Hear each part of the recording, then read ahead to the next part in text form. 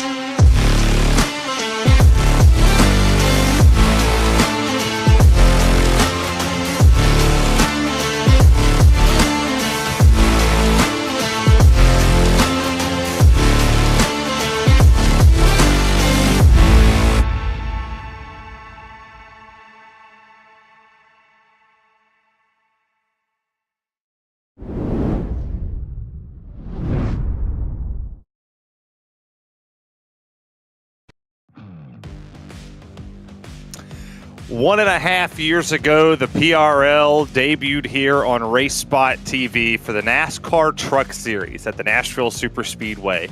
Myself and Joey Tebben were the voices that became what you know as the Wednesday night team. Tonight, I say goodbye along with my partner Derek Watson here from the Milwaukee Mile and with the Xfinity Series from the Daytona International Speedway. It's championship week, Derek Watson, and no better place to finish it than the Milwaukee Mile for the NASCAR Craftsman Truck Series. Well, Terry, as you're saying goodbye, I'll be saying hello to our audience as I'll be moving forward, of course, without you, unfortunately. But yeah, here at the Milwaukee Mile, a very famous track that is once again back on the real-life NASCAR truck schedule. And we got ourselves a point battle, Terry Radford. But first, let's take a look at it here. There's our schedule. This is what we did for the season. Sorry, I got it out of order. Our producer is correcting me in my ear. So here's our 10-week schedule. We started at Nashville. We've been to Mid-Ohio. We've been to Pocono. We've been to Lucas Oil, IRP. Now we're here at the Milwaukee Mile, Terry. Let's see the four guys in the points battle, though. Look at this. Alan Dice. It's his race to win tonight, Terry. He's got Kevin McGarvey behind him, Steve Loving, and Hayden Palumbo, and possibly even Dallas Sullivan and Cody Atkins as very long shots. So this is really almost like a seven-way battle. If Alan Dice has a clean race, it's his. If calamity happens, Terry, the field's wide open. A calamity is going to happen. We'll take a look here at our team standings. That is very much decided with Loaded Dice Racing. Our fight for this afternoon will be Team CPR and Black Flag Racing.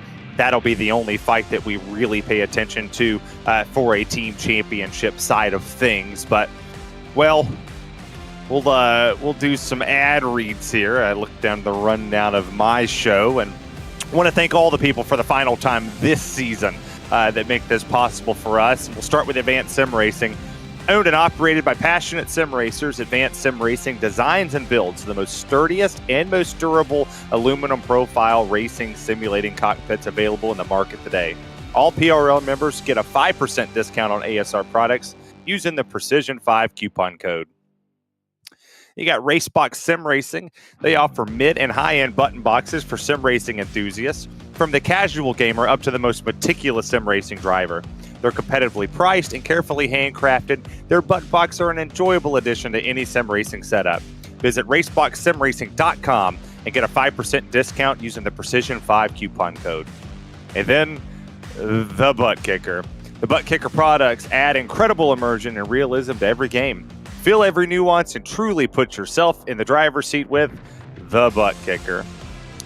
Yeah, Mechasim Hardware back there, the small company from the Czech Republic. Their goal is to produce high-quality sim racing hardware. If you're looking for a high-end pedal set, handbrake, or sequential shifter, visit Mechasim Hardware's eShop right now to get yourself up to speed. And while you're getting up to speed, you might as well go check out Muradness, the performance lifestyle brand motivated by motorsport and founded by professional race car driver Daniel Morad. For more information, visit Muradness.com. And then if you get fit from Madness and you look good with your Mechasim hardware stuff, you can head over to Mr. Hedge iRacing Photography to capture your finest, proudest, or your worst moments from this hobby in up to 8K resolution. It is a great addition to any sim room, and I've had some great races so far this week at Daytona in B Open, but we're going to see who gets their picture taken in victory lane and potentially with the championship, Derek Watson.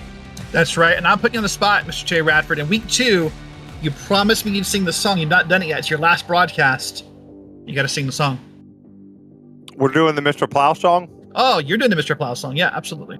Okay, well, let me make sure I have the words. Let me make sure I have the lyrics here. Let's grab them. I mean, we're in qualifying. Mr. Plow lyrics. I mean, it's just 4 sentences. Yeah. Call me Mr. Plow. That's my name. That's name again is Mr. Plow. There's Mr. Plow. There's your. But you got to put Mr. Hedge in there. Come on, do it with some emphasis. Come on, show us some love, Terry Radford. It's tough. It's tough. I'm eating a mint. Currently. I'm currently eating a mint to keep my voice in check. And you go like, Mr. Hedge. That's my name. That name again is Mr. Hedge. That's how you got to do it. You got to put some love into it, Terry Radford. All the love in the world, and this is your championship points leader who's currently out here on the track as we speak, has the opportunity to clinch just like you talked about a while ago, but it's a short track, and this is a lot different than many other short tracks that we go to on the simulator. This is a very tough place to race, and for Alan Dice, he just has to survive.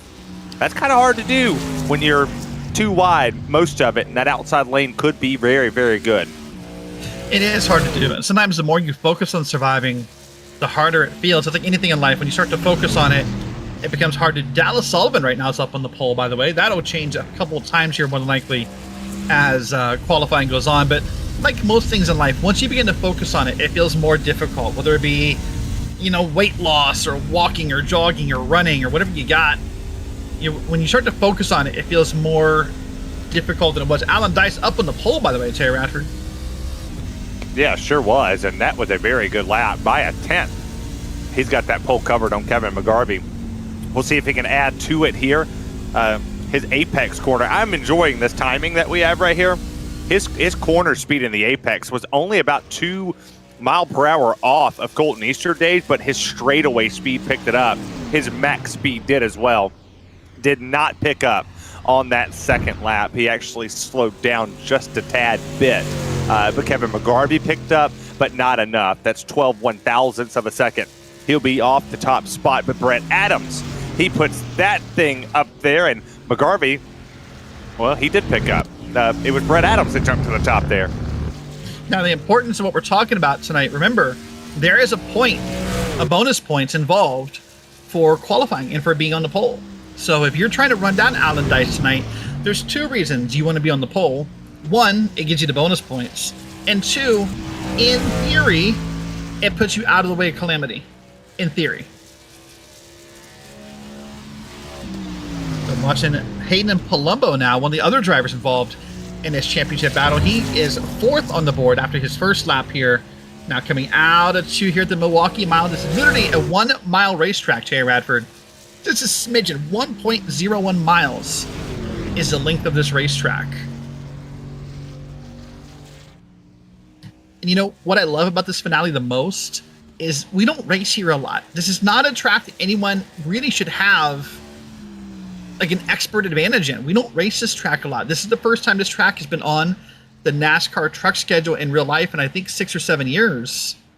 So iRacing has not, it gets used some, but it's not a Daytona, it's not a Bristol, it's not a Kansas or a Vegas. No one should have a real strong advantage here, I wouldn't think. No, I mean, the only way you're going to have a really good advantage is if you qualify well, which is currently what the 23 of Brett Adams has done, along with McGarvey, Dice, Palumbo, and Hillman, who is up front. I think this is going to be, I'm not going to say interesting, but it will be interesting. But to me, this is going to be different because, you know, this is flashbacks to my original season. We started the season at Nashville and ended it at Milwaukee, so crowning the champion here again, as they say in Canada, as Matthew Karakoff almost talked about our home and native land into the wall. But we got a good bit of trucks out here that are on the racetrack, and a lot of strong competition. I'm going to be honest with you. I think Steve Loving wins this race tonight. Now the question is, by winning the race, does he gain enough points to win the title? That's the question. He's going to, all likelihood, need Alan Dice to have a rough night to make that happen. But let's take a look at the grid and see how they're going to line up here at the Milwaukee Mile. Wait for the graphic to load up here. I'm just thinking about it. I'm going to do this backwards here. I'm going to start, give Mr. Radford a little bit of a break here. Brett Adams takes your pole at a 30.275, with Kevin McGarvey just behind him in second place. Alan Dice, your points leader, in third, with Hayden Palumbo in fourth. And then rounding out your top six is Alex Hillman and Garrett Austin. Well, and I like that you went off here. Steve Loving, my pick to win this race. We'll be back there in P number 7 with Dallas Sullivan to the outside. Colton Easterday, who I hope gets the Shrek part that he wants in the musical number, with Ryan Traver to the outside. Adam Shane and Dalton Geyer, your top 12. Pick it up in P13 is Zach Panzarella with Tom Macy there in 14th. Matthew Karakoff and Robert Goff will be the 15 and 16. And then C.M. Pennington and Richard Pruitt round out your top 18. Head on back there to the 19th position is where we find Oliver Goff, Thomas Brindle, Zachary Austin, Timothy Emanuel, Edward Peltz, and Bradley Holly is not racing in this one. And the last one, Stephen Kirby. He will start 24th on the field this afternoon. And that's it. That's your look top to bottom from 1st to 24th. Track conditions are going to be really fun. Right now, the track temp still sits at 114. It is 80 degrees Fahrenheit in the sim, with the wind to the, I believe it's to the west at this very moment, 2 miles per hour. The sun is not going to leave us at all. It will be all the way sunny with a few fair weather clouds this afternoon, and that could affect this racetrack, Derek, just a little bit. But you talked about the one key in qualifying, the track length. You don't have time to go make any moves. You have to get it done here on the restarts. You probably do. That's exactly correct here. You need to be quick on that pedal, obey all the rules, don't jump a start, but you need to be ready to go when the green flag falls here. I would agree with that. By the way, quick shout out, Bradley Holly has been adminning this league, and what he does is pretty exceptional, Terry. He admins this league and it hops right into Xfinity thereafter. He gives up his practice time in Xfinity to come admin for these guys. So big shout out to Bradley Holly for doing that all season long. Well, and the fun part about it is this week is it doesn't need practice. It's Dega or Daytona. It's Daytona. If you don't need much practice for that one, if I can win at Daytona, I think anybody can win there. Apparently you need enough practice to know what track we're at. Apparently you need that much practice. I was looking at the thing and I was thinking Dega. I don't know why. And my setup is from Dega and goes with it. But who are you picking? You didn't even tell me who you're picking. Oh my gosh. I'm actually going to go with the easy one to pick Alan Dice. I think he's had a dominant season. Cheater. And I think the pressure's on Cheater. Like, I know any better. But here we go. Green flag is out the Milwaukee Mile. They're going to lead us around here to the green flag. And now here we go. 2 by 2 down the front straight, barreling into turn number 1, Terry Radford. Yeah, here we go. Brett Adams down. He takes this race lead. Kevin McGarvey to the outside. It was almost 3 wide for just a moment with Alan Dice and Hayden Palumbo there for that second place position. But Kevin McGarvey clears himself there. Pretty tame, pretty calm here through lap number 1. We technically could go 79 laps here this afternoon around the Milwaukee Mile, but you're looking at your current points leader and potential champion. He would have to have an absolute awful race to lose this championship this afternoon. That's the 5 Loaded Dice Racing, and also the team championship locked up as well. So it would be really, really interesting and really cool for that team to lock both of them up on the same season and take a look back here.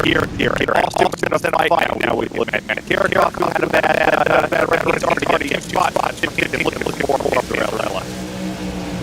Nice side-by-side racing back and seeing foul racing up front here. Brett Adams currently has your fastest lap of the race. Important, we're going to bring up these things tonight, Terry, because they are worth points. So even that fastest lap, if someone could pull it off, a point could make a difference here. We're all said and done. Look at that, though. Beautiful move there inside. And now we're going to race side-by-side through the corner.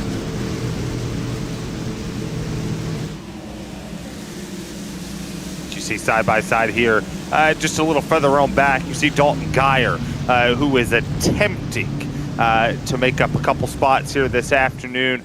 Geyer is down 1 from the 12th place starting position that he was at. Ryan Traver, who's behind him, he started 10th. He is now 14th, did not get the start that he wanted to have. So a lot of things can go left or right here in this run. Brett Adams just set the fastest time of the race. That's an important note given the point situation.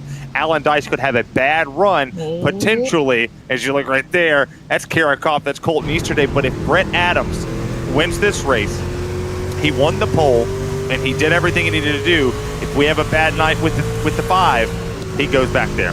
He definitely does. Now let's point out this track and sort of how it runs. You see all the drivers, Easterday and the others, wanting to get down into this darker space here at the bottom of the corner. Usually in a short track, you don't want to be down there, but that is sort of the part of the track that has the most grip. It's a different piece of surface, if you will. And so you wouldn't want to ride that groove, but you get too far up to the right on this camera shot here, it gets really tricky as far as handling and getting back in the throttle. So, a little bit of wall there. But it's a tricky track to pass on here. That's why I think qualifying was so important here tonight, Terry. Yeah, and you see there's not a whole lot of side-by-side racing going on here this afternoon because, one, the track temp is really hot. So by the time you get onto the throttle here, you're already sliding. And that's what a guy like Brett Adams, right? Brett Adams, he wanted to get the pole position because he knew that he had an opportunity to gap this field. I don't believe that we're going to make a pit stop here. Oh, Colton Easterday hard to the inside wall. Goodness. Around he goes and back up all the track. Oh, and he collects another with him. Pennington. Caution number 1. Wait. There it is. I know he was looking for a spot in Shrek the Musical, and that truck had layers because we saw them come off of the truck onto the ground. Like an ogre, that truck has layers, Terry Radford. That's how the pros do it right there. That's a transition, kid. Take a lesson. You are welcome. Oh, so ogres are like onions. Got it. It's like ogres are like cake. Everybody loves cake. I do like cake. I'm a fat kid at heart. It's okay. That was fun. I really wasn't expecting to see Colton Easterday be the first caution flag of the night. We take a look at the replay here. That's some help. He got some help, but help might be a subtle word. Yeah, but I would love to see an aerial shot of that potentially. I think Easterday may or may not have come down in that situation. Yep, so now we're going to see, of course, some people fall down the leaderboard. Here's your overhead shot.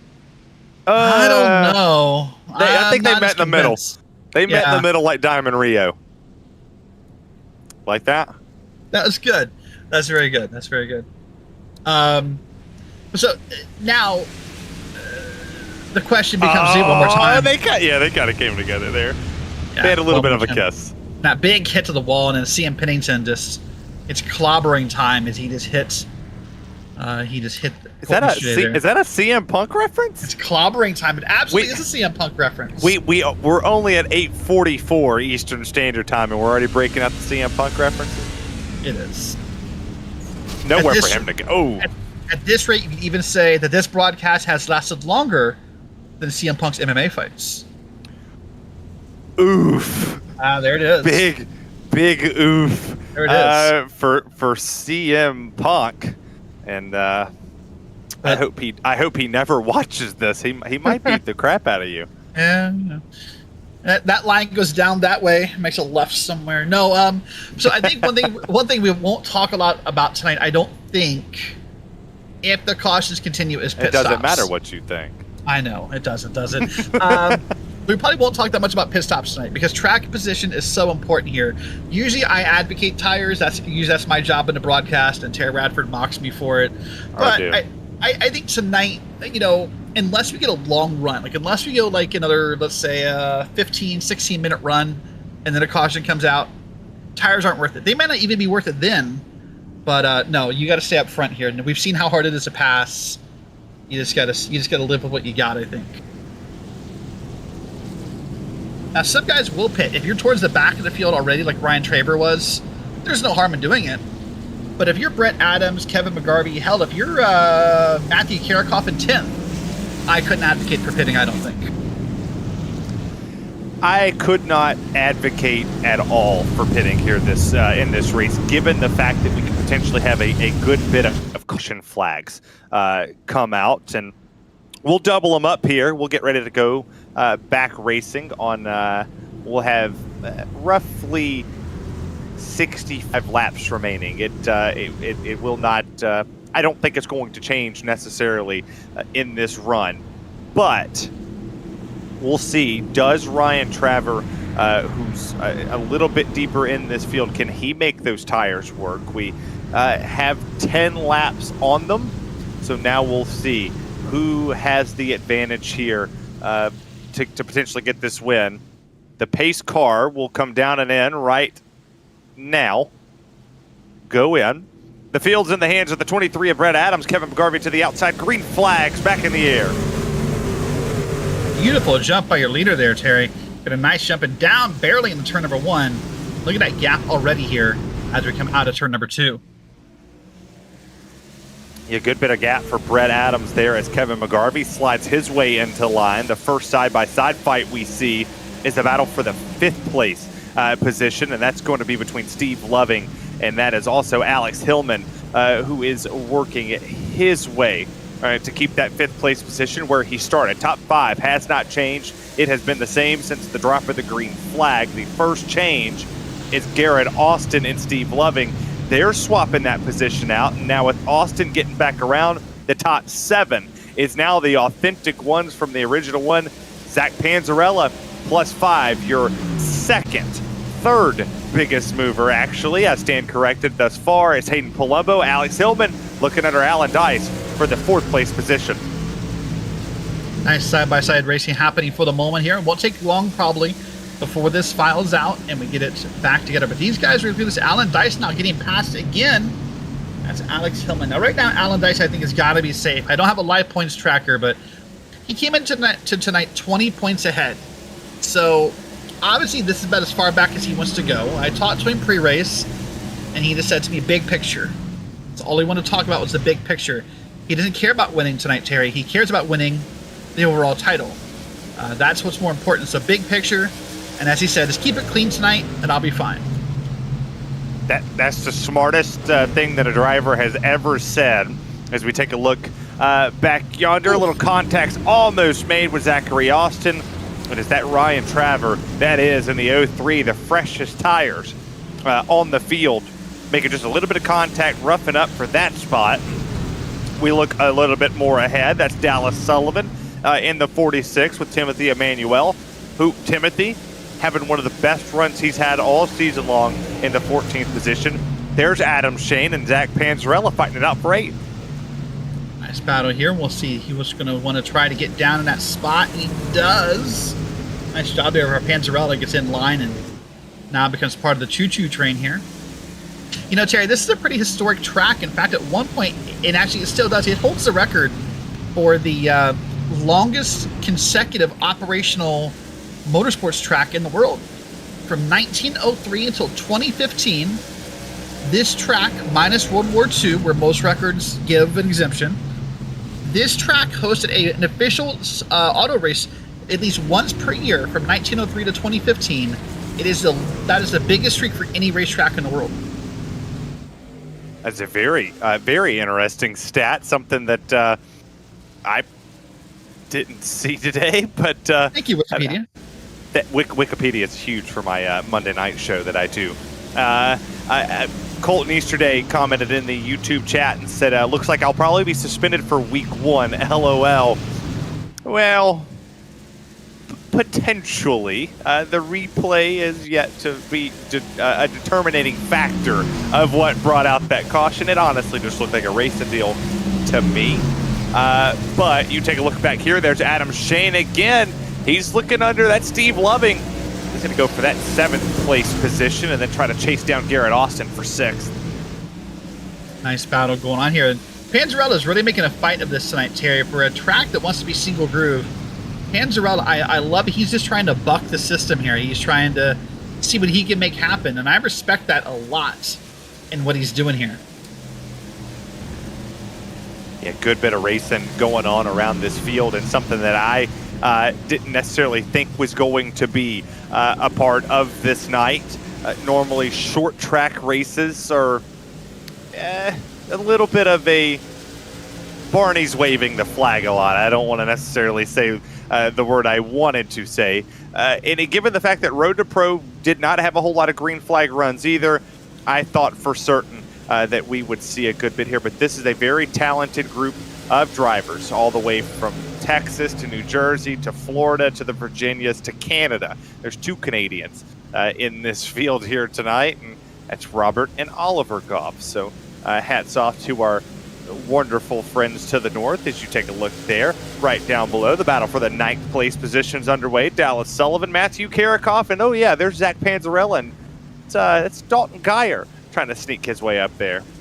Yeah, and to your point, I think it comes back to what we said earlier. With this track not being as used, not being as popular, not being as common, there's a bit of, I won't say a skill gap, but there's a gap here where some drivers are more comfortable than others, and that causes this field to spread out, as you see. There's some gaps here between these cars, and that's what can lead to a cleaner green flag race, is when we're not right on top of each other all night long. By the way, if you think you can race in this league, if you're like, I could do that, well, registration is currently open for Season 4 of PRL. You can go to their website or look up their Discord server, and registration is live right now. Terry Radford, there is a blackout right now. There we go. That was not what I was going for in my transition. I was going to say, Terry Radford, there are 5 nights of racing in the Precision Racing League. There are 5 nights of racing. If you think like what Derek said, if you feel that you can compete at the highest level, I'm telling you right now, based in the Xfinity series, it is not easy. These drivers are very good at what they do, but if you like open sets, your Sunday Cup series is there. You have the GR86s. You've got 4. They took those off. They took those off. Monday night now will be LMP3 GT4s, and then LMP2 LMDH in 2 separate races. Well, then you have your NASCAR. You have your NASCAR trucks and Xfinity series, and then you have your F3, F4 series as well. So, be a master of one or be the master of all. Is Robert Goff almost got taken out there by Stephen Kirby in the 109. And Robert Goff was the master of saves right there. So Robert Goff was the master of. That was. It looked like he even break a sweat. And I'm telling you, I'm not a lip reader, but I don't think I've ever seen him get mad. And I don't think I want to either. You pissed off one of the vets in this series. I think that's gonna be that'll be a long season for you next year. That certainly will. But nice save there for Robert Goff riding on board. Robert's been one of our drivers who's been great about having that camera all season. Thank you, Robert, for doing that.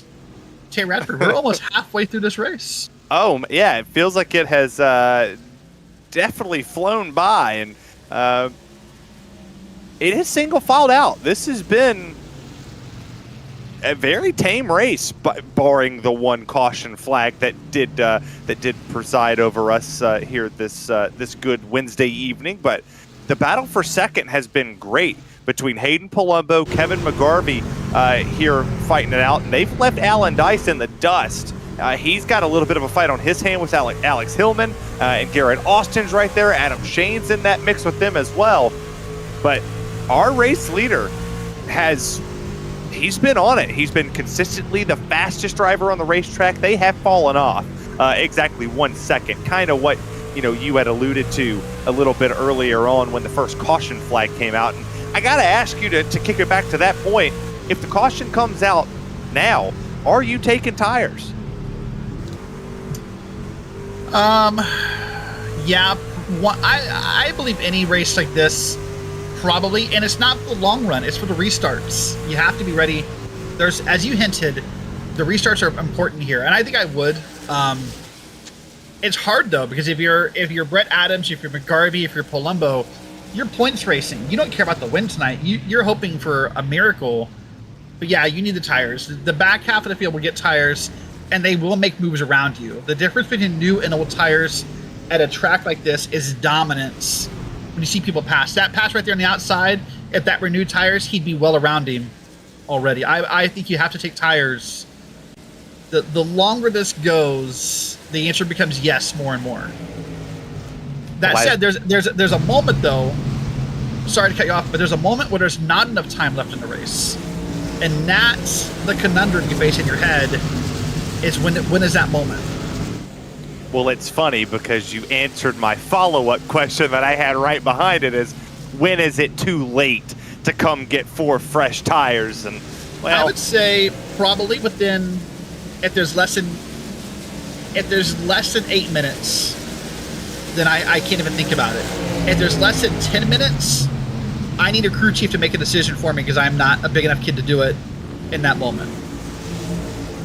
Well, we see right here the battle for the 7th place position has ended. Garrett Austin has lost that spot. He has now fallen back to 9th, as Steve Loving is going to get clear of him into turns 3 and 4.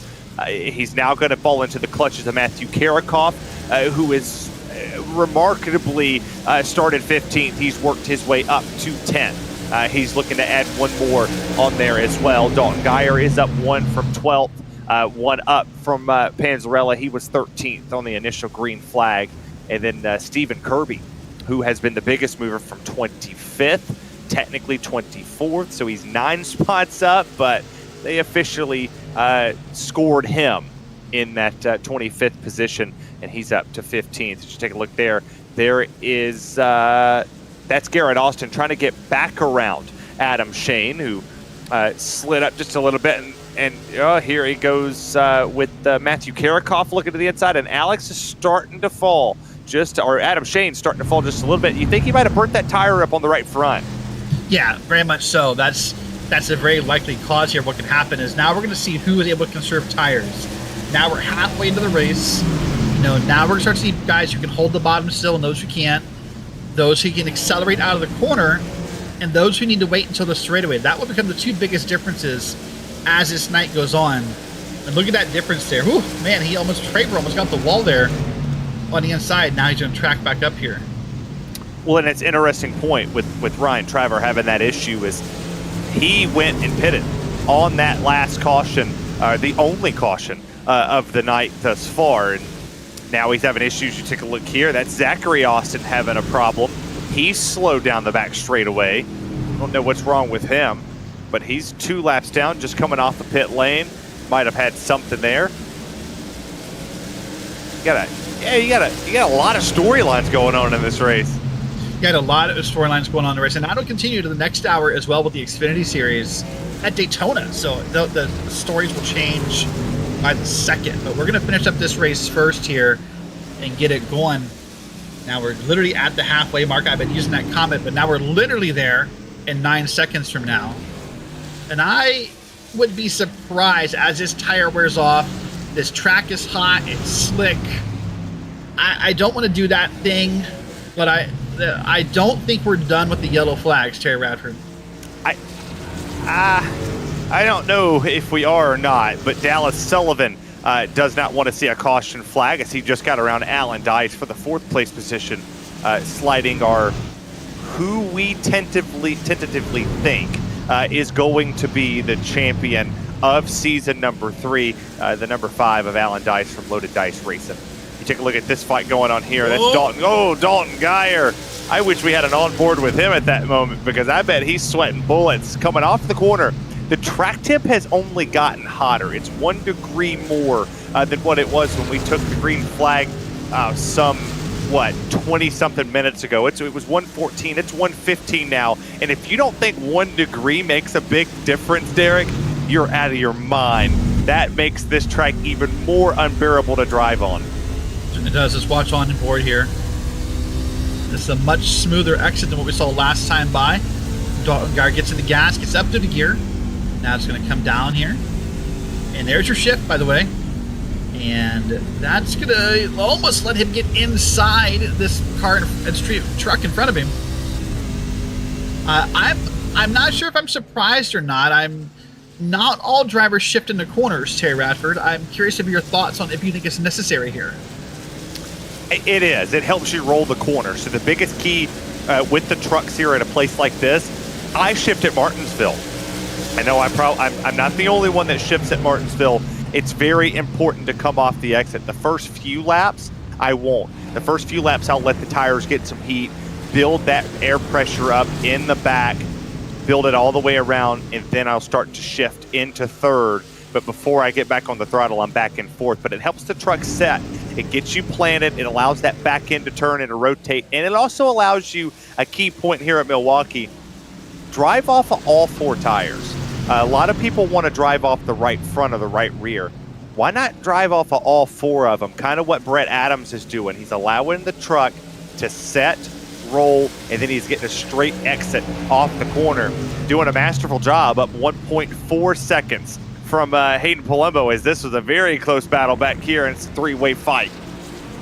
Now let's talk about the dangers of shifting. Now you've given the audience all the benefits of it. Let me walk you through the dangers of it. Oh, hold on, I got a truck way to the inside there. Maybe he planned that. It looks very sudden for that to be planned. That's Richard Pruitt there. Now he's going to get followed behind by the 22. They're both going to pass the 85 here. There's really, in my mind, there's 2 dangers of shifting. One. Golf. Yeah, that's, man. See, those are the tires are getting slick. I'll come back to the shifting in a second. That's where the tires are getting slick and they're wearing out. And what's happening more than likely is you're wanting to get on the gas pedal early out of these corners, and you don't have grip yet. And you're just sliding that car to the inside of those corners. Eventually what will happen is you'll do that incorrectly, and you'll probably loop the truck around doing that, by the way. Well, you talked about the downshifting, the dangers of downshifting. The downshifting dangers. It's easy to say that multiple times. What are those? Because I know one of them is burning the tires off of it, especially in the rear, if the truck wants to slide out from under you.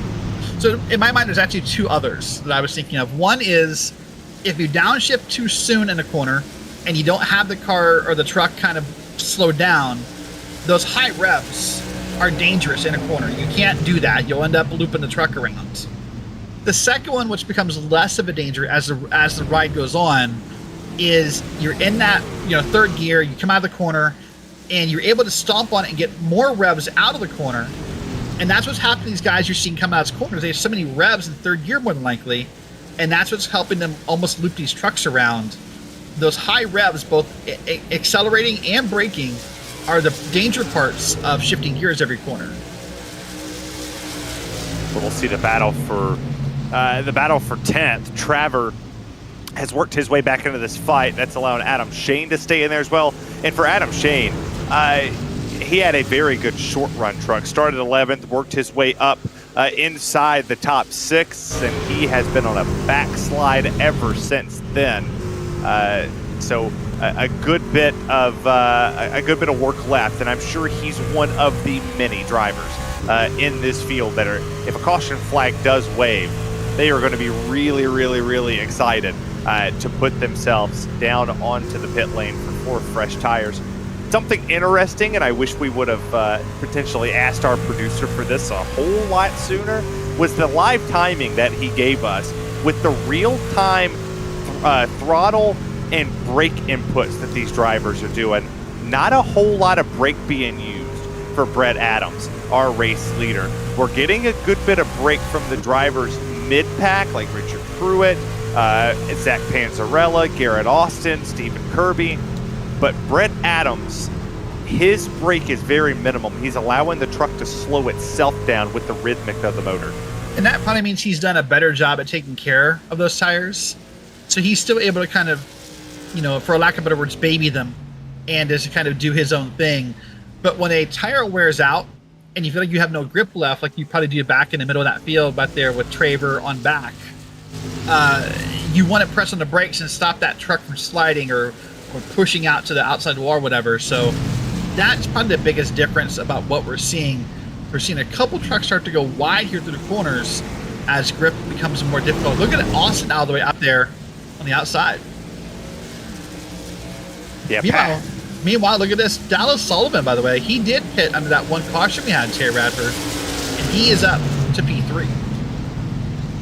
He is up to P3, and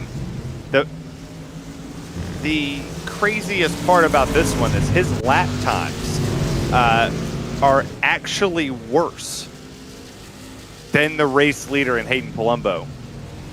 He's ran a 32.170. That is almost 0.4 of a second off of Hayden Palumbo, and about 5 seconds off, or 0.5 of a second off of our leader, Brett Adams. So while he does have the fresher tires, I think you were right. They finally evened out. It didn't mean much. Yep. We saw Adam Shane there on pit road. That's unscheduled. As far as I can tell, that's purely just he's kind of tired of the tires he has and probably burned them up. So he's going to get new ones. And he's out of the car maybe. Let me just take a look at that again here. But yeah, there will be no pit stops under green here by most of your drivers. So I'll need to look into that and see if I can figure out what happened to him. Yeah, I think he was very content to call this one a night and just end the season and be content as he is out of the car. He is slotted a couple laps down now as we currently run. So we got. Oh no, he hit the wall. Well, we got 12 minutes to go. If we can, I don't know if we can do it live, but the start of lap 45, I believe.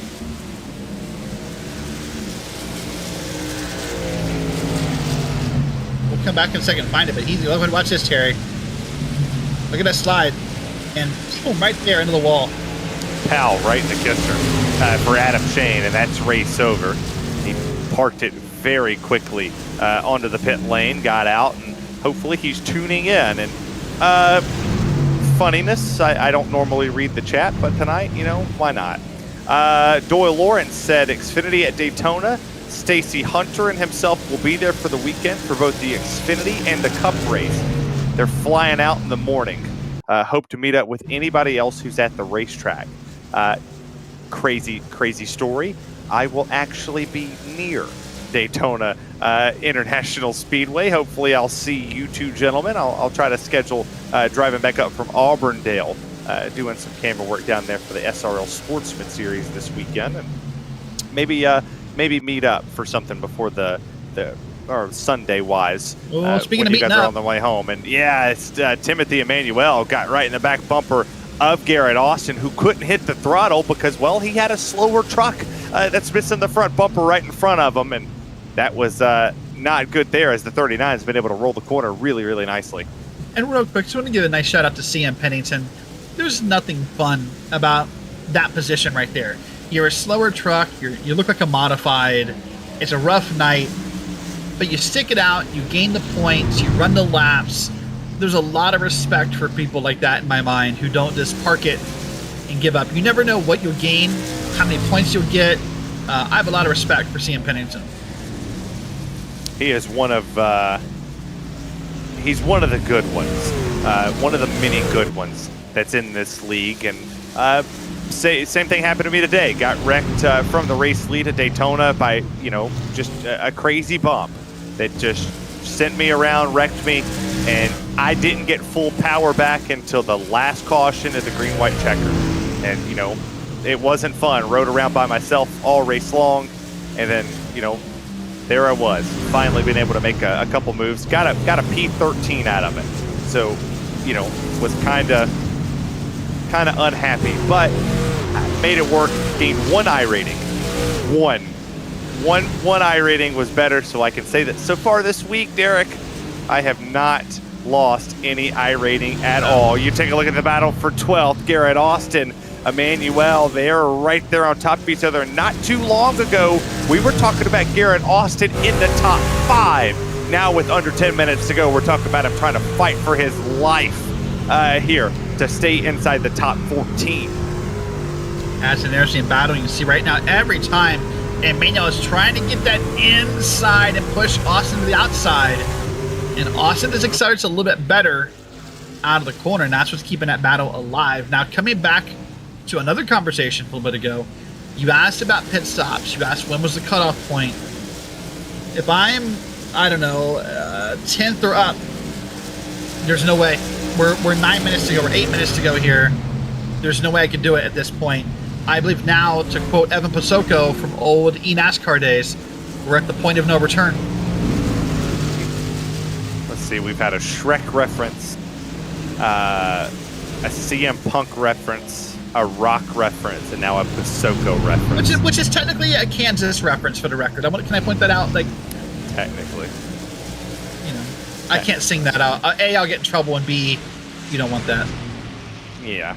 Well, with 8 minutes to go, our race leader is still Brett Adams. Hayden Palumbo's actually started to close in just a little bit. It has fallen under a second for the first time since the initial restart. The first restart we saw of the night. We'll see if Hayden's able to work that 25 up there to get around Brett Adams, who has led wire to wire thus far in this race. He just got around Thomas Brindle there, who has moved out of that way to go one lap down. They're in the 20th or 17th position. I'm sorry. So he gets around the number 22, and Brindle goes one lap down. The next person to go a lap down is fighting with Richard Pruitt to get a position. That's Robert Goff. It's there in the 16th position. And I think the bigger story, especially if you're Alan Dice right now, is not so much about Hayden Palumbo moving up. It's Kevin McGarvey moving down, by the way. Kevin McGarvey is now only one spot ahead of Alan Dice. There he is, right there on track. And he is the person who's closest to Dice in points. So if you're Alan Dice and you can see second place in your windshield, yeah, I think you breathe a little easier as this clock ticks down. I think you also breathe easy to shift the focal point to what this night's about. It's about crowning champions. Kick it back there to our 5th place driver. He's all on an island of his own, just hanging out and having fun. But who's not having fun is Alex Hillman. He's got a mirror full of the 365 of Dalton Geyer. Dalton Geyer has been great all race long. He's at 5 positions from where he started up to that P7 spot. He's trying to add 6 to his record right here, and there's a lot of drivers who are still fighting it out for a position. You got Karakov, Trevor Panzarella, Dice McGarvey are somewhat near each other within a second.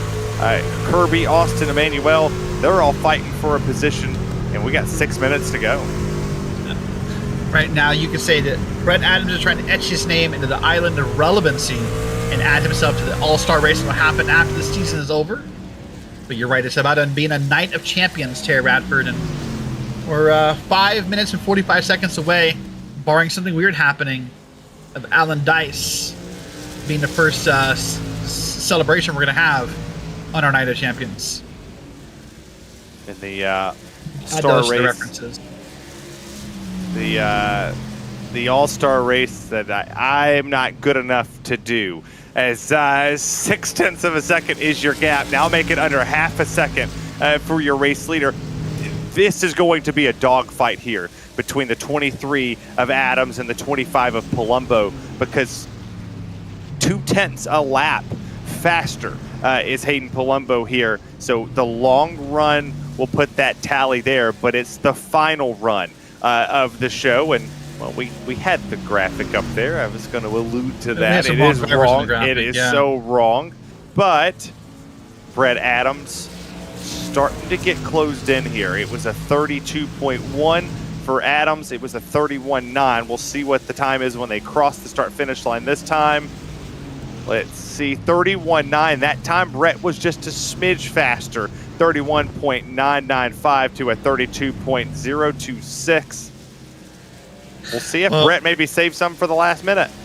We'll find out. You know, the one difference here between the broadcast tonight, Terry, and the one that Justin Prince and I will do tomorrow with the F3 cars, well, there's a lot of differences. But the one that's in my head is if this was the gap tomorrow night for the race lead, in an F3 car, that 1 second bubble is dangerous with all the aero and all the dirty air and all the other things that happen. In a truck series, it means you're getting close and things get exciting. Things have definitely been exciting. There's no fight for the championship. We're pretty confident that it's going to be the 5 of Alan Dice with the points lead that he had. He needed to have a dead last finish, and it needed to be a good bit of trucks. There were some factors in math in there that wouldn't potentially playing out. So if he can hold it right here, maybe get the spot from McGarvey, he'll even more solidify his season 3 of the 2023 campaign championship. And quite literally, this is the closest battle. 0.3 of a second separates 4th and 5th. And well, this is the closest battle, as our producer is watching everything around here. And I believe, what's this, the battle for 9th between him and Ryan Traver? It's a close battle. We're wrapping up here about a little less than 3 minutes now as the clock is ticking down here. I did not have timing up. Are we in threat of doing laps first, Terry? Can you take a look at that? We are. Yeah, we have 5.4 laps remaining on the racetrack. So when the leader comes around, we should theoretically go over lap-wise. So we will go to time, regardless of what we want. It'll just be over in the time. Got a little bit of action back here. That's Timothy Emanuel and Richard Pruitt. They're not in any huge danger of going a lap down because, well, that's your race leader. And what we think is what we think's there. And hey, Palumbo, Adams, Sullivan, top 3 have finally been around each other. It's taken only, what, 38 and a half minutes to get a battle this close to the lead, but now we're there. And unfortunately, I think time is going to be the problem for these gentlemen. I don't think they're going to be able to make this pass here with the minute and 40 seconds that we have remaining. It should be enough time to put 3 consecutive laps down. I don't know if Palumbo gets in the corner and nudges Brett Adams, Dallas Sullivan will probably have a smile on his face. You see it there. Palumbo's just a little bit faster in entry. Exit, though, you're currently seeing Brett Adams starting to pull away just ever so slightly. Yeah, this is going to be fun. Of course, right now, unlike our next race, well, I guess in both races, bumpers could be used here for very different reasons. Next hour, it'll be used as a way to help your cause. This race, maybe not help your cause. We'll have to wait and see here. But the question now is, can Palumbo get there? Because I think the only shot he has is putting a bumper to Brett Adams and making that truck wiggle.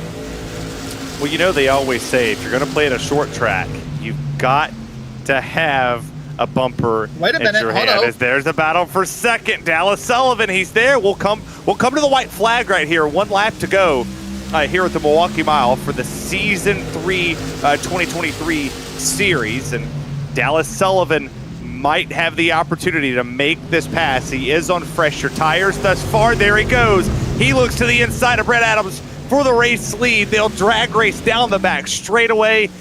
Dallas got a little bit loose, but it's not gonna matter. He'll stay door to door with Brett Adams, who has led wire to wire. But in the last quarter of this race, it's Dallas Sullivan, 2 turns 3 and 4 to win in the season finale. Wow. Color me surprised, because I never thought that was possible, especially from Dallas Sullivan. Wow, there we go. Here's Kevin McGarvey. There's your season champion, by the way. Congratulations, Alan Dice, on your title. Yeah, and your champion Alan Dice gets it done. Did you think that we were going to see Dallas Sullivan never have I ever. Come get the win from P3 on the final lap of this race. Gets it done. Nope, sending in there beautifully on Hayden Palumbo. Got the move, found the grip, and just went with it. But right now, we're going to have two drivers celebrating here. Obviously, this man deserves his moment in the sun. Alan Dice. We'll take a look at the finishing results here at the Milwaukee Mile as Dallas Sullivan surprises all of us to get the race win for Loaded Dice Racing. Hayden Palumbo comes home second, Brett Adams third. We'll talk to those three momentarily. Then you got Kevin McGarvey, and then your Season 3 champion, Alan Dice, will speak with us as well. So 4 drivers here this afternoon with Dalton Geyer, Alex Hillman, Ryan Travers, Steve Loving, and Matt Karikoff, your top 10.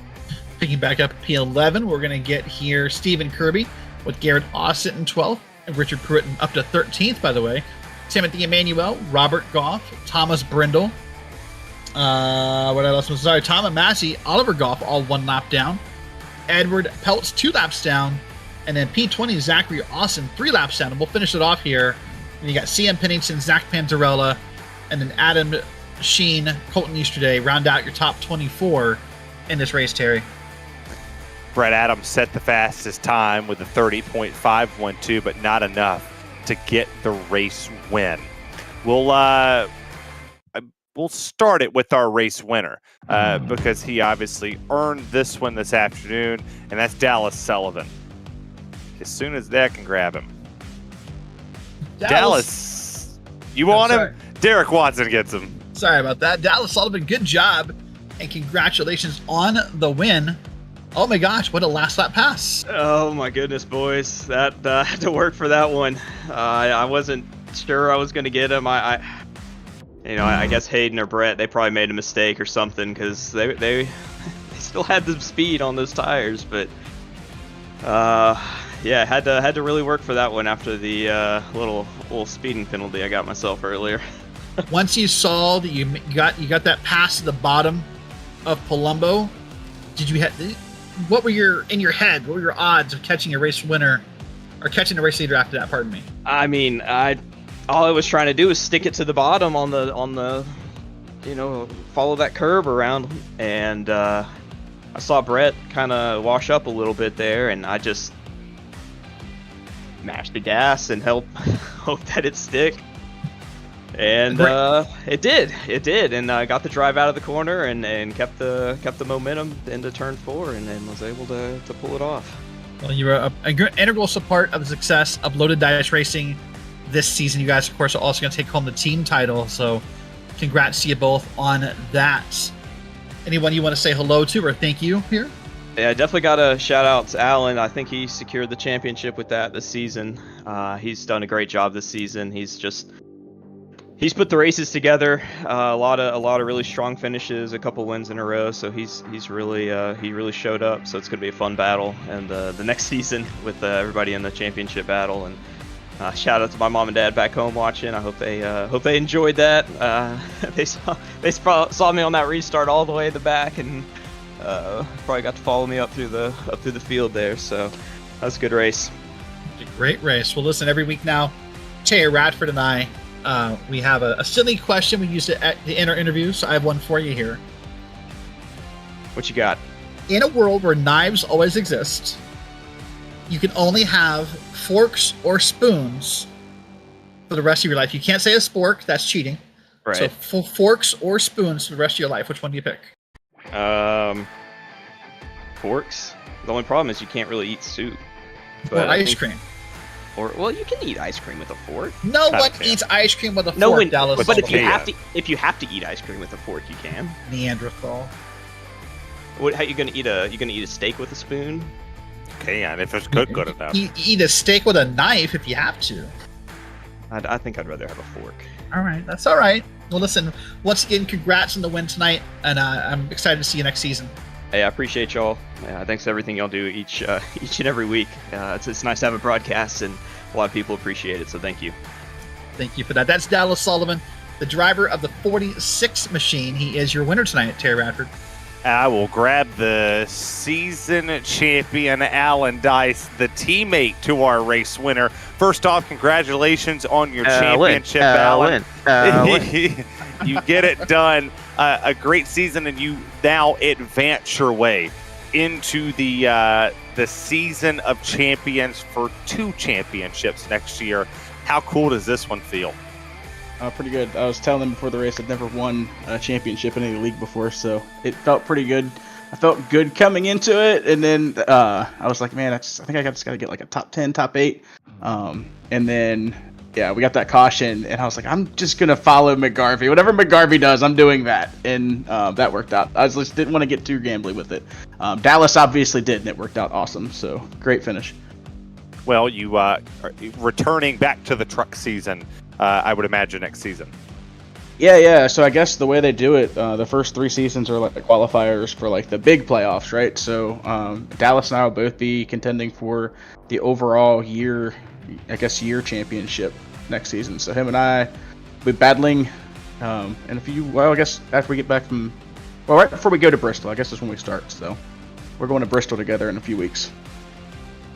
Right on there as well. And crazy question that Derek posed here. If you could only live in a world where forks or spoons exist, what would you pick? So you always have knives to record. Okay.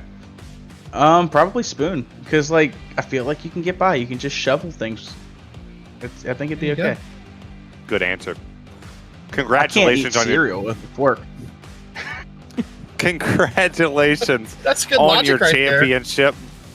We'll see you next season for the Race of Champions, and to see if you can come out on top in the playoff system. That's Alan Dice, driver of the number 5 for Loaded Dice Racing, who locked up the team championship and the regular season championship as well.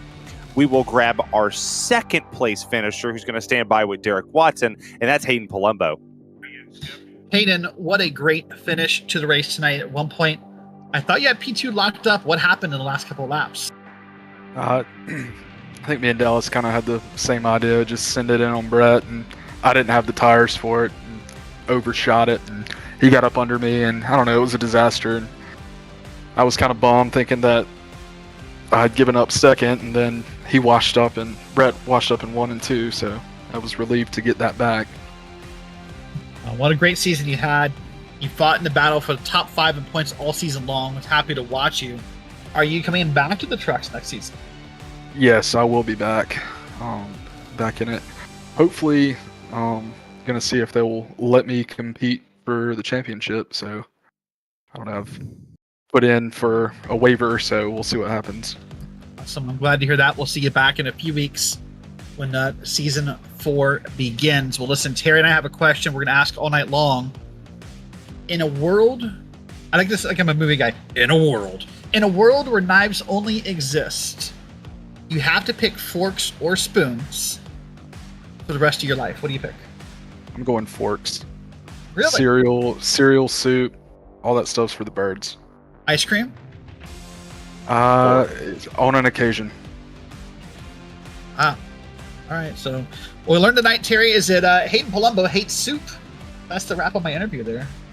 No, all kidding aside, listen, Hayden, being a sarcastic person, but good job on the P3. I'm happy to see you back next season. All right, thank you, sir. Thank you. That's Hayden Palumbo. You finished a P2, actually. No, you finished P3. I don't know where you finished. Where did you finish, Terry Radford? I'm lost. P2. We'll talk to the P3 finisher here this afternoon, who led wire to wire, but the last little quarter of the race lost the race lead and the race. Brett Adams, man, this has to stink. Terry, I want to first welcome you to the beauty of fatherhood and let you know that this happened because my 4-year-old daughter came in screaming going into turn 1 on that last lap. Oh. So it stings. It stings. But it is, that's a blessing and a curse. Had a great season. I had this one circled. Super proud of leading 71 laps. Felt like I had top speed the whole race. But hey, big congrats to Dallas on the win. Alan on the championship. Well deserved. Well, Coming back next season, I hope, to the truck season, you had a great year with us here. Momentum build from this, that you knew you were fast. You probably should have won this race coming into the season 4. Think you could be the champion at the end of it? Oh, definitely. I'm ready to come back. This is motivating for sure. My teammate will be in the truck series next year as well, so we'll have a go at the team championship as well. But yeah, man, looking forward to a few weeks off and ready to get back at it. Well, all right. So silly question time. Knives exist. You only can pick to live forever with spoons or forks. What are you picking? Knives exist. Yep. I'll take a spoon. Good answer. A knife can substitute a fork in a pinch. Yes, it can. Well, all right, buddy. Congratulations on your P3. I know it's not a win, but being a parent's first, right? That's right. But congratulations, and we will see you next season. All right. Thanks, fellas. Thanks, sir. Bye. That's your top 3 plus your champion, Derek. And, well, we're going to think about what next season provides here for the PRL NASCAR Truck Series. A good bit of returners, some new faces are going to put their stamp on this series as well, and a whole list of different tracks. Yep, a whole list of different tracks will happen. Of course, it'll follow the iRacing official schedule. So a lot of that's already known based upon the real-life truck schedule. So that'll be exciting to see happen in the season. But I'm going to put you on the spot. We've been criticizing the others. But Terry Radford, in a world where knives always exist, are you fork or spoon? I'm Team Spoon. I love ice cream too much. Yes. All right. Well, tell you what I also love, Terry Radford. I love super speedway racing. There we go. It is just like that when things change, when I start saying words. And Terry Radford, we're at Daytona, baby. Yeah. The World Center of Racing here for the season finale for the NASCAR Xfinity Series for the Precision Racing League. And, well, this is it. The last one I get to call is at the World Center of Racing, and get to do it with all of the buddies. It's been a crazy year and a half. It has been fun, but the list of races we've got to call this season, starting at Nashville all the way down to here at Daytona, there has been no shortage of racing, from Atlanta to Pocono to Road America. Indianapolis was fun as well. This would be the most entertaining part of the night. And Derek, the points here that'll come up on the screen, it's a tight one. It is. It's a tight one. Really, we got 2 different battles going on, Terry. So, for your points leader, it's either going to be Richard Regan Jr. or Abner Acosta. That's where we're at right now for those. Then you have your point battle below that: Bradley Holly, Ted Lowendick, Elliott White, maybe even Thomas Sink. That's your battle 3rd through 6th. As we take a look there at what's going on. So there's really 2 separate battles here. And listen, at Daytona, any of these 6 guys could win. None of them could win. We can see someone who's back in 20th in points, eke out a victory here at Daytona. That's the beauty of the track. Let's take a look at the team points, though. Let's see how that ranks out. Precision Racing Esports, that's Abner Acosta and Elliott White. They're up there in first. They pretty much almost have it locked, but Atomic Racing TNT has made an incredible run at this. That's Joey Tebben, Ted Lowendick, and Nick there in second. And you got Whataback Racing in third, Rieg Bogue in fourth, Whataback Racing back row and front row. They're in opposite order, how they should be per their names. Car Ramrods in seventh, SG Esports in eighth, Rieg Bogue Motorsports Developmental in ninth, and then Bull Creek Racing North in 10th. A lot of these battles are up for grabs as well, Terry Radford.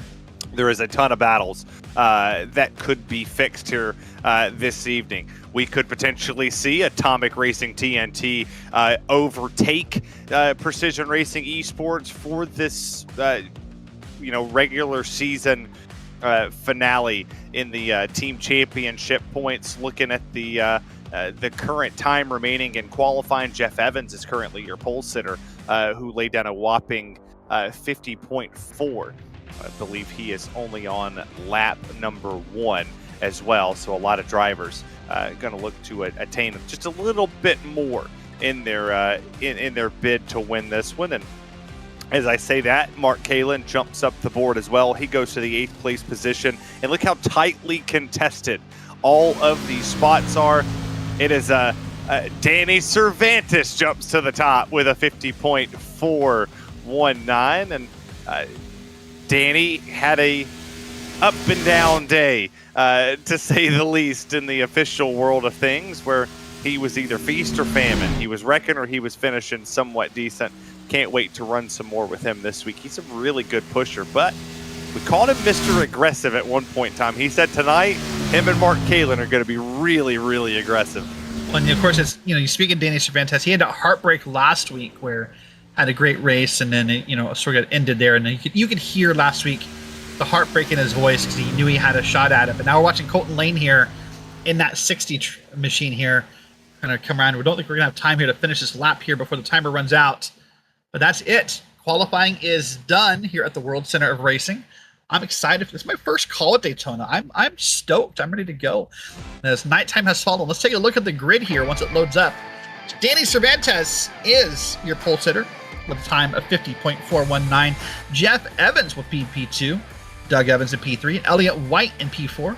And then Richard Rica Jr. and Abner Acosta, your 2 guys fighting for points, are 5th and 6th. That's how it always works out. As you take a look right here at 7th, Chris Justice, Matt Gagnon, 7th and 8th. And go back there to row number 5. Patrick Calgill, Adam Zemke round out your top 10. Bradley Holly and Jacob Emery, your top 12. Let's pick up at P13. That's Doyle Lawrence with Mark Kalin on the outside. Nick Byer and Brett Karakoff, 15-16. Mike Knight and Jeremy Bailey, 17 and 18. Like how he has the West Virginia Mountaineers on that car as college football season is upon us. September 2nd, Ted Lowe and Dick Mike Witt. Joey Tebben back there in 21st, looking to drive through the field and get himself a win. Daniel Knight, Colton Lane, Chad Kibbe, your top 24. I'll finish out the rest of the starting grid as Nicholas Hunter, Ryan O'Connor, 25th, 26th, Thomas Sink, and the naughty list, Jim Westerfield and Nick McLaughlin as well. That is right. So you can take a look at the naughty list there. And man, what some different storylines I could tell in the grid already, Terry. We had Atomic Racing second in points and not that great at qualifying. But here's the caveat. Not everybody wants to qualify at Daytona. Some people want to start in the back. You want to be in the back. You want to avoid the first wreck. You want to maybe even the second wreck. And then you want to work your way forward. Now, the danger in that call, what if we don't wreck? That's always the key. We went caution-free this afternoon until the very last lap, 50 feet before we got to the line. A caution flag wave for the first time in the A Open that I ran. So same thing I saw at Talladega when I raced last season with these guys. And you don't necessarily going to see the caution flag wave. You just have to put yourself in a position to get the checkered flag. My strategy, Derek, is always to qualify up front, be on pole, lead every single lap, and if I get past, get the lead back. Yeah, I'm more of a wait in the back kind of guy. You've seen some classic NASCAR drivers do this. Dale Jarrett, Michael Waltrip, and others took this strategy multiple times in real life. That's more of my call. I just want to wait, let it all ride out, let the nerves get out of my body. I'll put myself over. Did not have the best run in NIS today, but we had a race where we had 2 quick cautions, and we went 70 laps green, or 65 laps green thereafter. We did green flag pit stops. Let me tell you right now, if these guys right here did not practice pit road entry under green, I don't know why not. Yeah, I definitely had to practice pit road under the green flag conditions. It is very difficult to organize which lane you want to take. If you're up front, Danny and Jeff have the top 2 pit boxes, so they're going to have to go inside, outside, with Danny going to the grass and then Jeff going to the wall or right below him to keep that from interfering with his pit entrance. You see the riffraff colors there for Miracle Flow. It is a very good time for Jeff and Doug Evans. You see the it looks like a Tony Stewart type throwback for Jeff. And well, buddy, get to do it one more time here for the NASCAR Xfinity Series for the PRL. The pace cars down and in. The field's in the hands of Danny Cervantes and Jeff Evans as they come to the initial green flag. It's on, and we're racing at Daytona.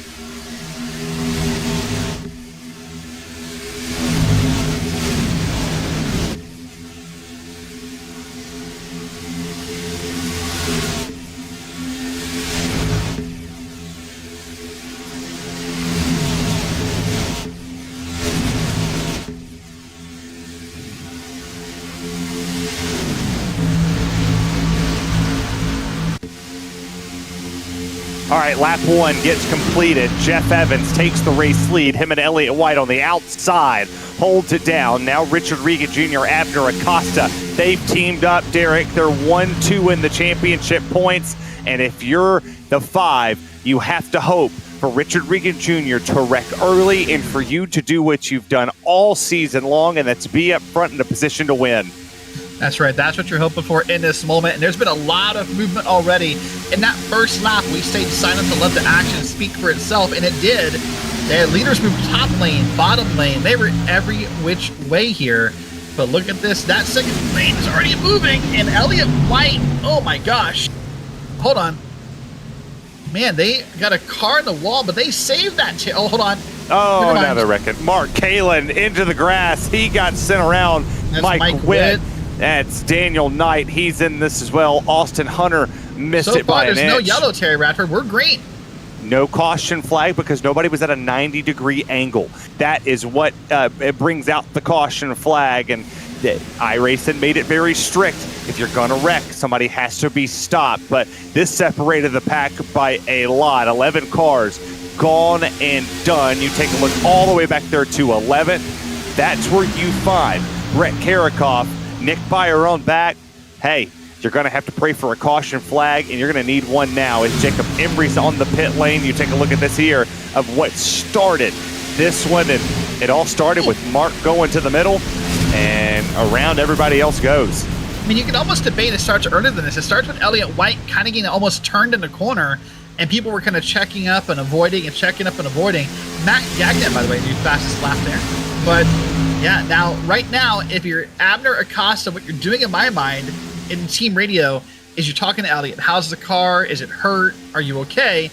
And if he's fine, you want to back up and catch your teammate here so you can make a run together for the win at Daytona. Well, here we go. The first moment. Oh.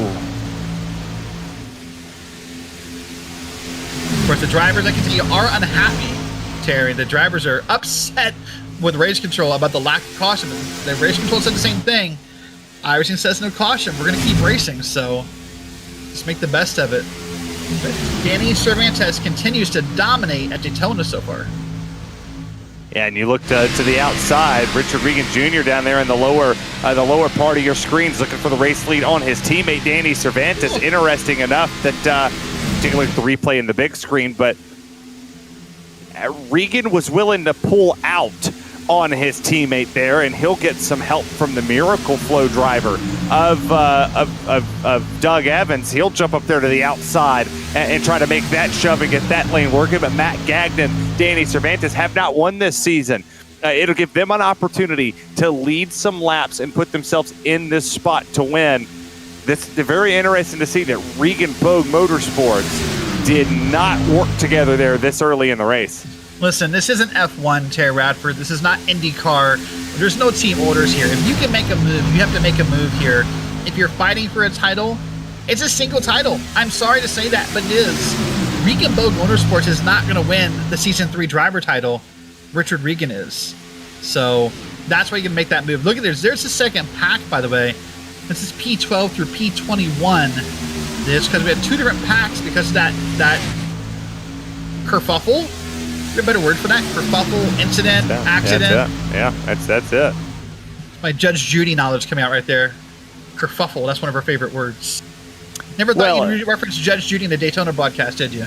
Always loved Judge Judy. I don't think that Richard's trying to pass him.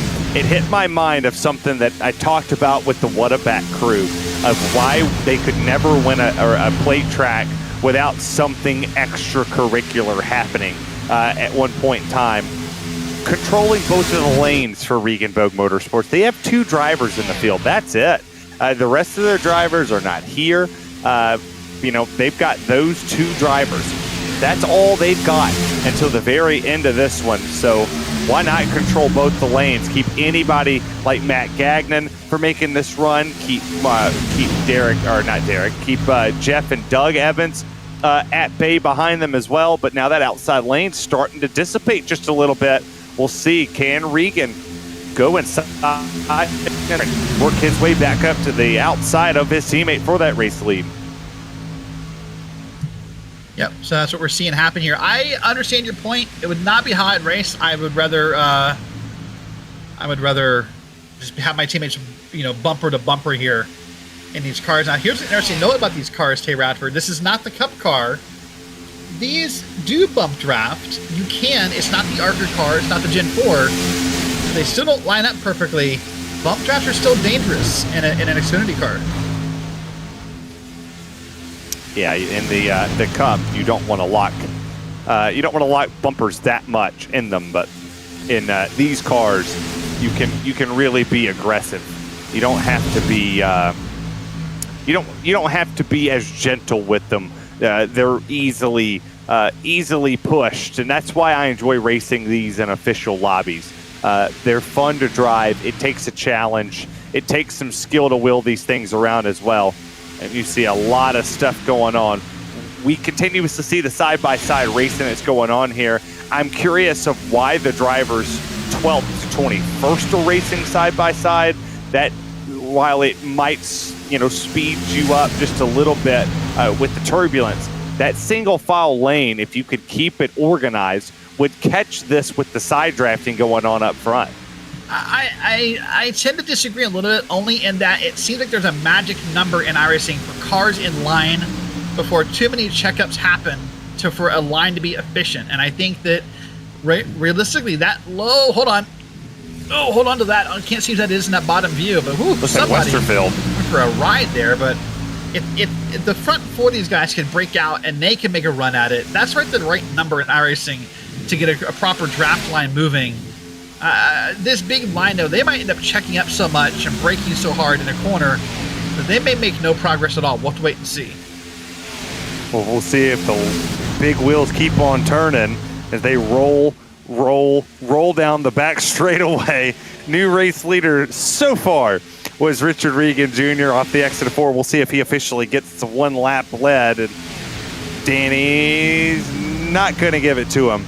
It'll be Cervantes by not a whole lot. Try about 1/1000th of a second.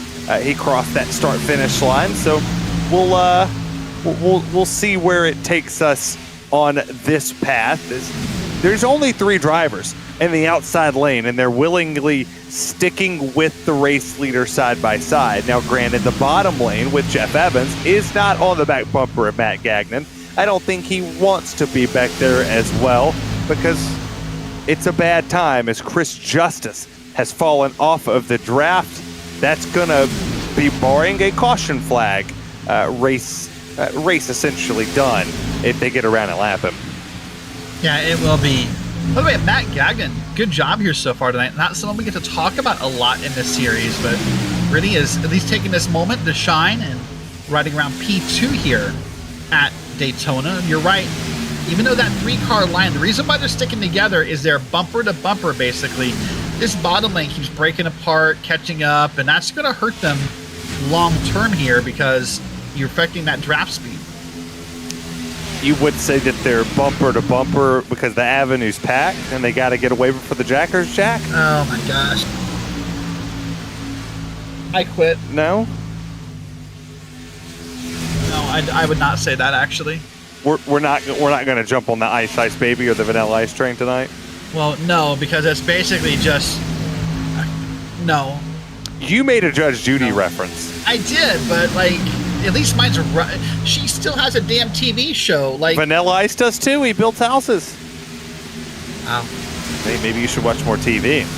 I watch plenty of TV. Don't you worry about that. Just take a look at the two battles that we got going on here. That second pack down there at the lower part of your screen. What great production we have here at RaceSpotTV, showing you both the leaders, and we also have that second pack rolling along there. As issue with our main pack, as they have definitely started to break apart even more. Yeah, I think what happened here is they caught into a lap car, and we'll catch everything live up here in a second, but we caught a lap car, and it just sort of broke this pack apart. So now what's happened here in classic Daytona style is you have Cervantes, you have Gagnon, and you have Regan, who are kind of the sitting ducks here. If we could get that other part of the front pack in a line, they can blow by these guys, which is how the laws of drafting work here. And this is going to allow that second group of drivers to work their way in here. They caught this lap car there of Ted Lowendick in the number 72, and I don't think he necessarily wanted to get out of their way. I have my personal preference about it. I made it very clear on Sunday that moving out of the way is the way to go, and this group has worked their way back together. It has now gotten Regan Bogue Motorsports 1-2 in all of this because Danny had to go to the outside. The second pack picked up Chris Justice. So they have a good bit of people in this pack. I mean, they've got Thomas Sink, they've got Hunter, McLaughlin, Knight, Lawrence, and Lane in this pack together with Chris Justice there behind him in 17th. Good bit of drivers.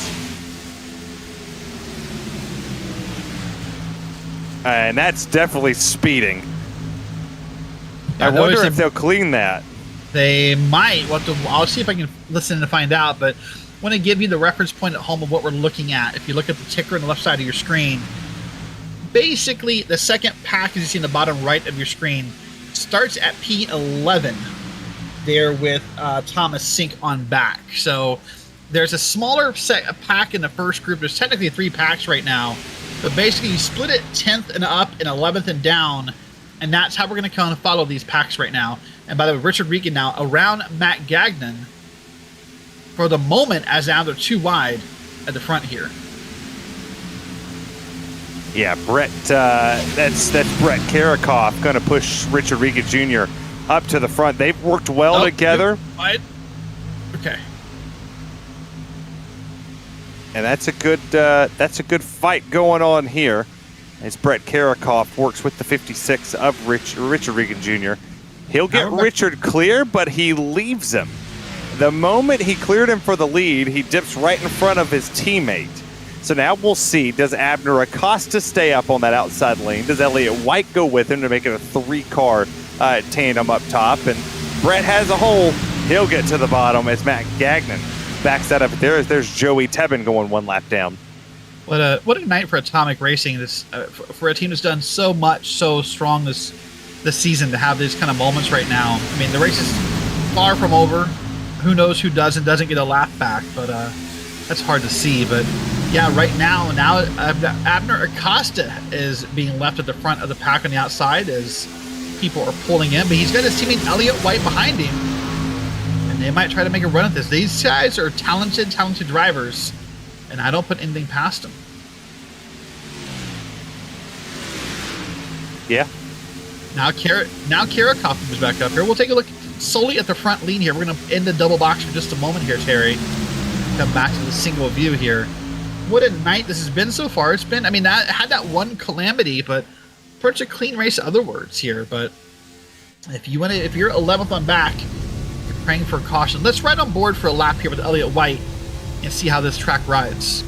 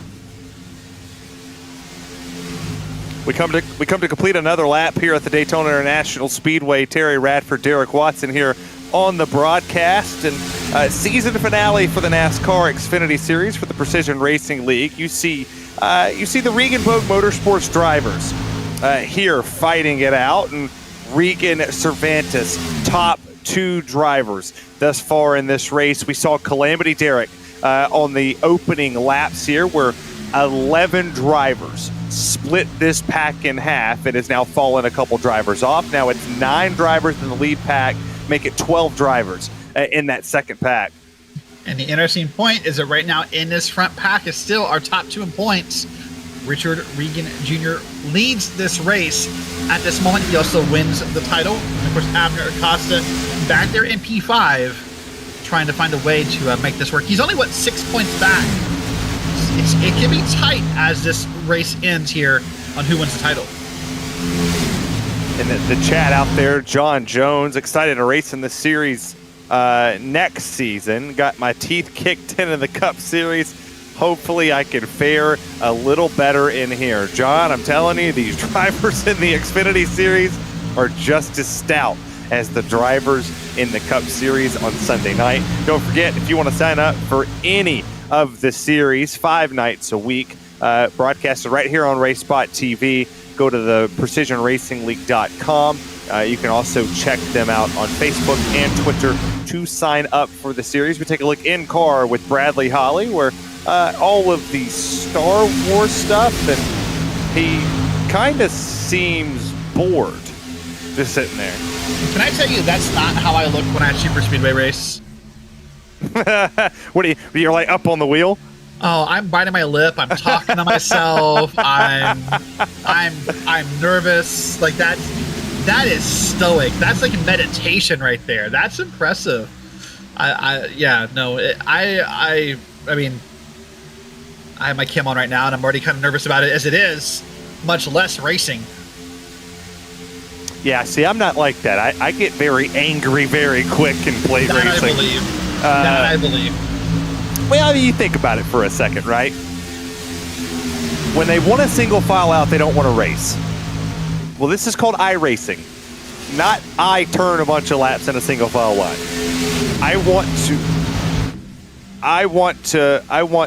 to race, right? So I want to have fun. I want to go side by side. And when somebody tells me, "Oh, I don't want to race right now," hush. We're racing. Let's race. Let's have some fun with it and see what we can do to make some moves. Second pack had a wreck with Chad Kibbe and Jeremy Bailey.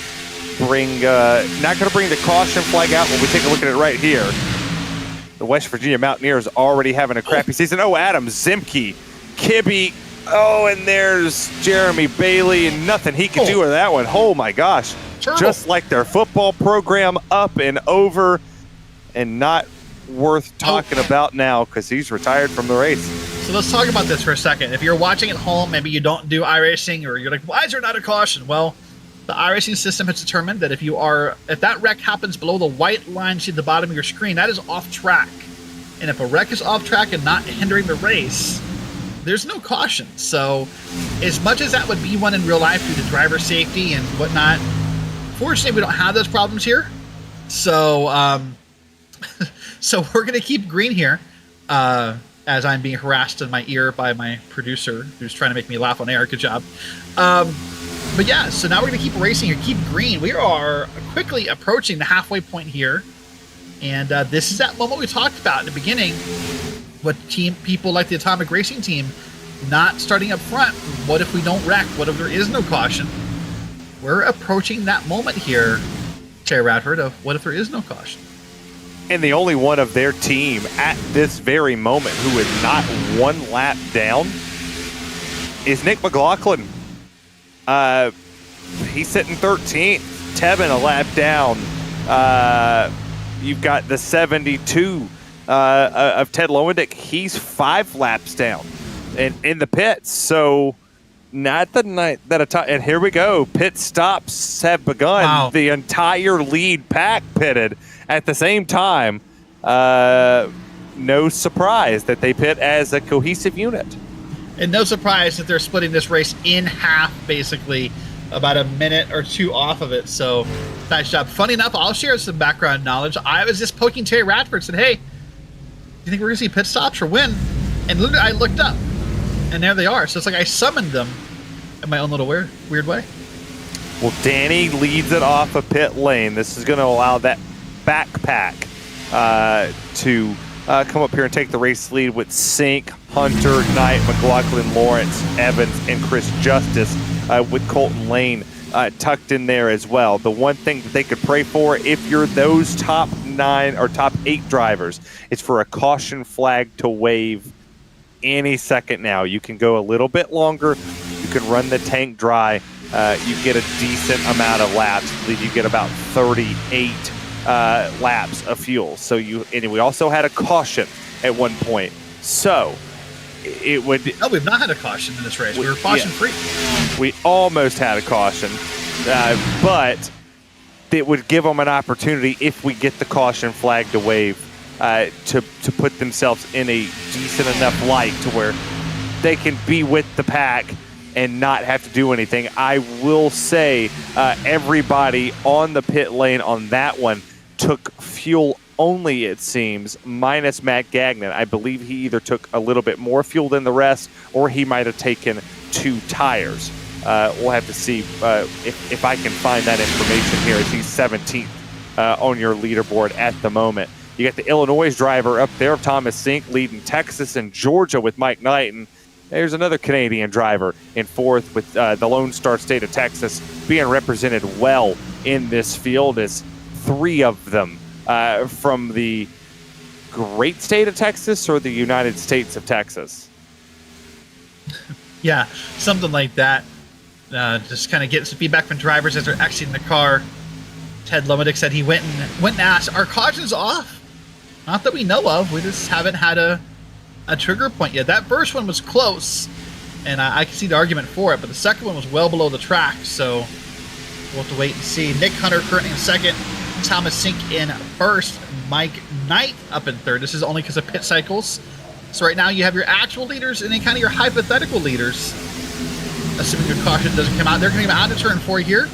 And no one's going to come this time. They'll keep in that pack here. And they're trying to race this out. You were right, Terry. They are now committed to running it dry or finding a yellow, whichever happens first. Well, the stars at night are dull and dim whenever they have to be over dumb old stupid Texas. But they're not dumb and stupid over the Daytona International Speedway, as you do have two different packs, very distinctive. You have your net race leader and the overall race leader. Your net race leader at the moment is Thomas Sink. Your overall race leader will be the 56 of Richard Regan Jr., who has already made that pit stop that was so desperately needed by these drivers. We'll see. Does Thomas Sink come down this time? It looks that they are not. They would have been peeled off by now. This is going to be the most entertaining part of the race. Do you potentially see or think that a caution is going to come out? Yeah, I think so. As the intensity picks up at Daytona, as the race nears to the end, it's more likely someone wants to make a move to get a spot, maybe win a title, maybe do something. But Jim Westerfield was off track earlier, Trey Radford, in that bump and just set the fastest lap. Yeah, it doesn't matter what your car looks like sitting in the lucky dog position, and the best way to get the lucky dog is to set, well, the fastest lap. And be the driver who's able to tuck to the back bumper of somebody and be fast. You got to find some speed. But the thing about, the difference, I would say, about the open setups versus the fixed setups, everybody's on the same playing field. You're not necessarily the fastest. Now it's going to come down to driver. It's also going to come down to your steering ratio. It comes down to your brake bias, getting on and off the pit lane and stopping in your box. We'll see. These drivers are going to have more laps on their tires than the drivers who came down pit road on that first wave with Regan, Cervantes, Evans, Holly, Acosta, Kirikoff, and White, with Patrick Cowgill and Matt Gagnon with them as well. So, sliding the tires would be more likely with this pack, with less fuel in the rear of the car and the tires being wore out, to see somebody slip in speed or spin out and cause a caution. Well, what I'm noting so far is how early those other drivers pitted, because we're multiple laps into this run here now with Sink, Hunter, Knight, McLaughlin, Doyle, Lawrence up in the top of the field here. A lot of these guys making their first appearance in the top of the field on the broadcast, it feels like this season, but they're running strong right here. And right now, obviously Thomas Sink is sort of in that spot of burning the most fuel because he has no draft, but that time has to be coming near here where they're going to have to finally come down pit road. This can only last for so long. It's not going to be this time. They're going to get around Mike Witt here. Maybe that's Mike Witt there in the bottom of your screen. They're going to pass him on the high side. Ooh. That's an interesting move, I think, Terry. I'm a fan of lap cars going high. I'm going to hold my line, but to the credit of Mike Witt, the leaders told him to stay low. They would pass him high. He did what he was asked to do. Yeah, I'm a big fan of lap cars going to the outside, not making me have to work for it. As the race leader, I feel like I have earned the right to tell somebody, hey, I need you to go to the outside, or hey, I need you to stay low for me, to let us race for this win, respectively. And I think you're looking at two different race styles that's going to happen here over this remaining 27 minutes, or 21 minutes, or 26 laps that we're going to see. Does the caution flag wave? I think that's going to be the big key. If you're this top 8, where you see the cutoff line, you see that green line that has been painted there between the first pack and the second pack, you kind of want to see the caution. If you're the pack 9th on back, you don't want to see a caution. You want it to be green all the way to the end. That's exactly correct here. By the way, I want to match references with you here. I'm going to do maybe one more. There might be more than one more. But what you're saying is you'd rather have all the lap cars go round the outside, round the outside, round the outside? correct. Okay.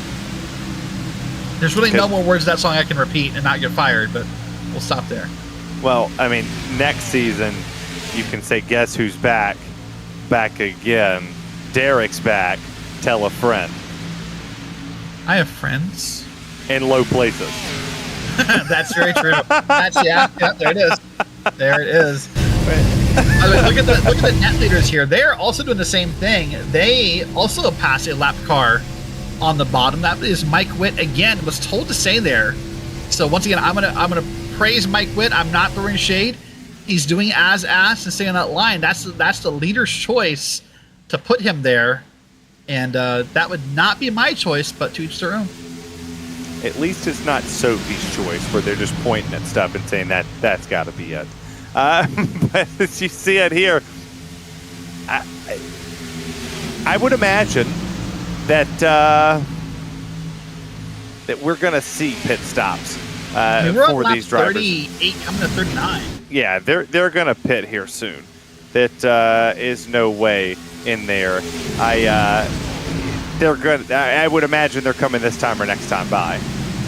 Yeah, this is a great stretch of this fuel tank. Now, what the little benefit they're going to get is because they did have to check up for that wreck and they burned a little less fuel, but not that much. This has got to be any time. They're going to pass it by again. I don't know how. I'm at the point of amazement here, to be honest with you, that we're going this far on a tank of fuel.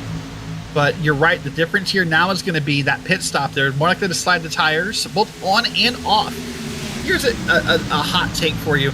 The hardest part of iRacing on an oval track is getting off of pit road on old tires.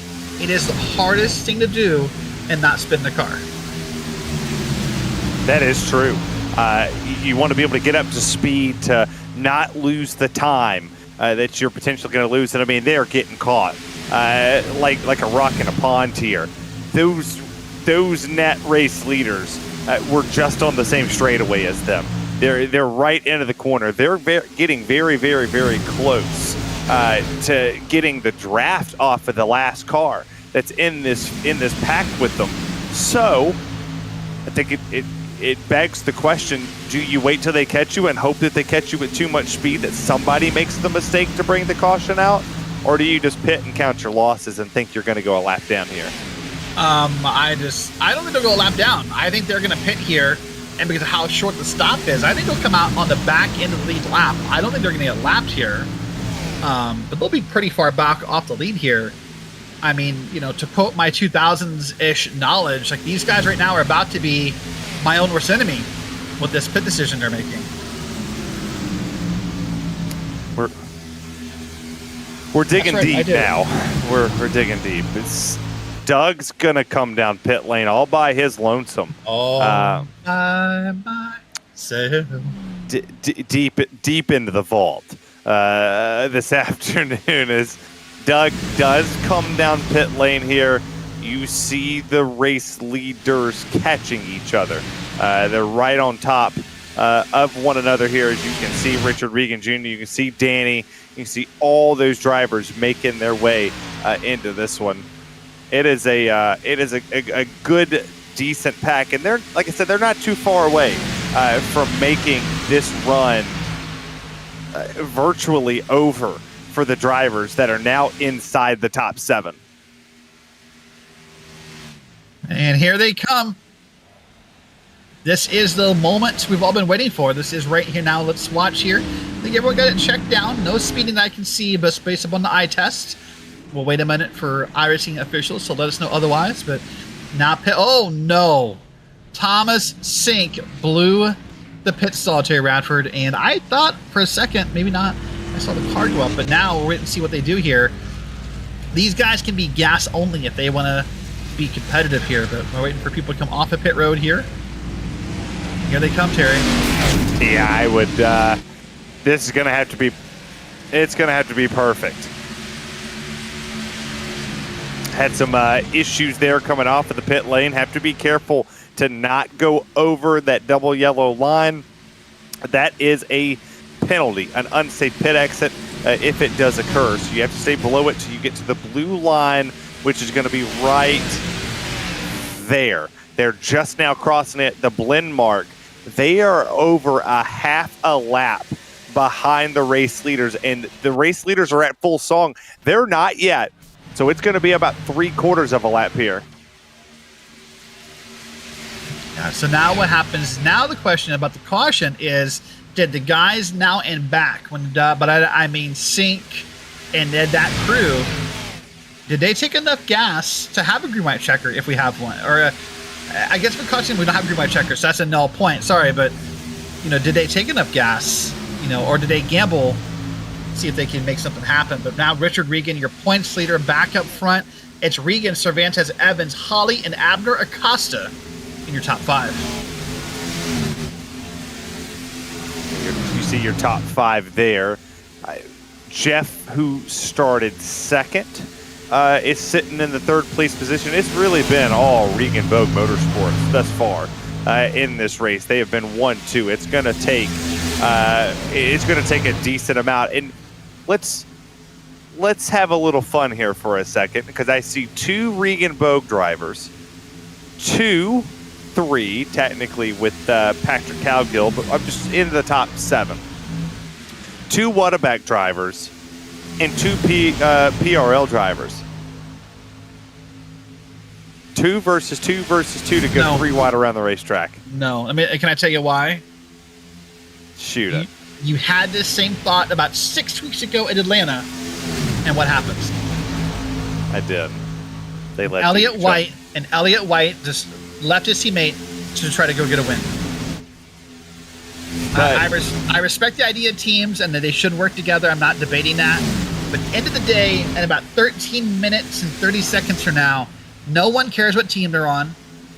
Everyone cares about taking the checkered flag at Daytona. So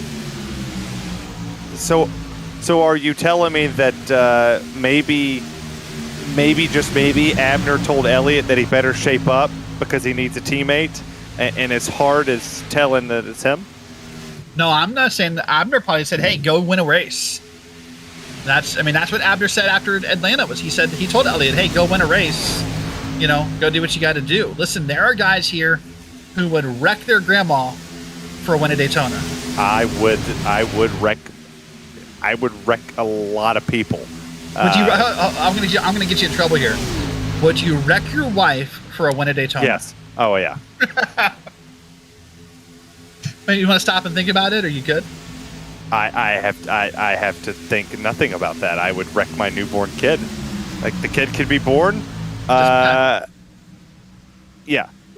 kid could be born, and I would wreck them.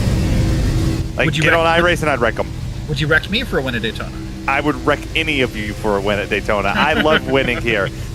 All of my wins minus 2 or 3 have been in a super speedway type track. I love this type of racing. This is some of my favorite racing of all time. And you see Patrick Cowgill right here. This is a good run. Patrick, I gave him some crap earlier, and it came across wrong. A lot of drivers, like, you think of John Hunter Nemechek by chance, right? John Hunter Nemechek went from the Cup Series back to the Xfinity Series just to gain confidence. And that's where I was going with it with Patrick is, you're not learning anything in the trucks to Xfinity. You're actually hurting yourself because you're not racing with the best of the best anymore. You're down there, you're racing in the lower tier series. And for Patrick, like, the confidence level for Patrick is high because he's been fast. He's been very consistent. He's just been caught up in a lot of stupid stuff. We take a look at Nick McLaughlin right here at the replay at the top of your screen of what happened with him, and that's Mike Witt. And Nick McLaughlin for Atomic TNT, it has been an awful night. That was an explosion right there. That was an awful rejoin, with all due respect to Nick McLaughlin. Like, that's not on Mike Witt. I'm sorry, that's on Nick McLaughlin. Oh, it is. Assign blame there. You got to pay attention when you're rejoining. We have relatives, we have tools, we have overlays. Got to pay attention there, Nick. I don't know what happened to you. Just not paying much attention. all puns aside, and I'm not going for the pun here, but really for a team that came in and had a massive run in the past 5 weeks, Terry, Atomic Racing tonight imploded on themselves as far as possibly winning this points title. Big time imploded on themselves to even remotely put themselves in a position to get a team championship of any sort. Precision Racing most certainly is going to wrap this one up. As you take a look at Danny, he's peaking. I think he's cooling some temps down real quick as he goes up top. He goes down low below the yellow line, cooling those temperatures off. With under 10 minutes to go now, it's almost go time. Yeah, it's definitely go time here. We're now just under the 10-minute marker, and it is that time. Because right now, what you have to think about, Terry, is since there are no green-white checkers in PRL Xfinity Series, if a caution comes out with, probably 6 minutes to go, we're done. Like, that's how long pace laps are here. 6 minutes would be my worry point right now. If we get a caution right now, we could maybe get going green again. With about 6 minutes left, I think we're done. So you have to be ready to pounce here and make it happen. But you're right about Danny, by the way. So give you credit. I think you're right. Danny's just trying to cool that car off so he can make the push when it's time to go. I don't know if Danny is gonna pull out here. I think this is. I think he's gonna want to win, but if it's gonna risk wrecking his teammate and not taking Abner with him, I don't see him doing it to put them in a bad position. The interesting bubble that we're gonna see is that massive gap that Jeff and Brad have kept. And I'm sure in the Regan Bogue Motorsports Discord and in the Whataback Discord, they are talking as consistent as possible to say, listen to me, we have to keep this gap. He's keeping this gap for a very, very specific reason. Abner is not pushing Bradley Holly. Karakoff is not pushing Abner Acosta, so that gap is going to stay there because he's only running 3/4 throttle. If I know Jeff as well as I think I know Jeff, he's like, no, I'm not going to push it. You see, he's talking to his teammates. He's like, nope, I've got the gap I want. Temps are cool. We can go 2 laps. Very consistent of you pushing the mess out of me. Or if Danny steps out of line with about 30 seconds to go on the white flag lap, Jeff then has a decision to make. Do I take this run? Do I push Danny Cervantes? Or do I go with Richard? What gives me the position to win and what puts me in the best spot for the team? I'm going to change my opinion here. At this point, Danny's engine should be cool. We're beyond that lowering temps thing. It doesn't take that long to cool off a race car here at Daytona. He's not on his bumper most of the time. He's testing the waters. What he's doing right now is using non-verbal language, Terry. He's trying to, when he dips out like that, he's watching his mirror, is what he's doing. And he's sending the signal out to say, hey, who's ready? And I guarantee you, if Evans or Bradley Holly move up with him, he's done. That's it. He's going to go for it. He's testing the waters to see who will go with him. Every time, look at it. This is too much to be cooling the engine, with all due respect. I don't think we're there anymore. Now he's trying to test the waters.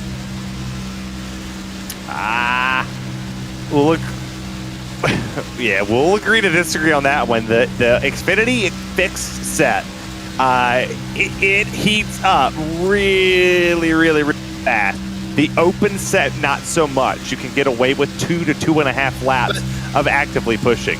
See, I agree with that, except that typically for that oil temp thing to be a problem, he needs to be up under the bumper almost. I agree with you about the temps, but in order for that oil temp thing to be a problem, you need to be up under the bumper and have no air to that car.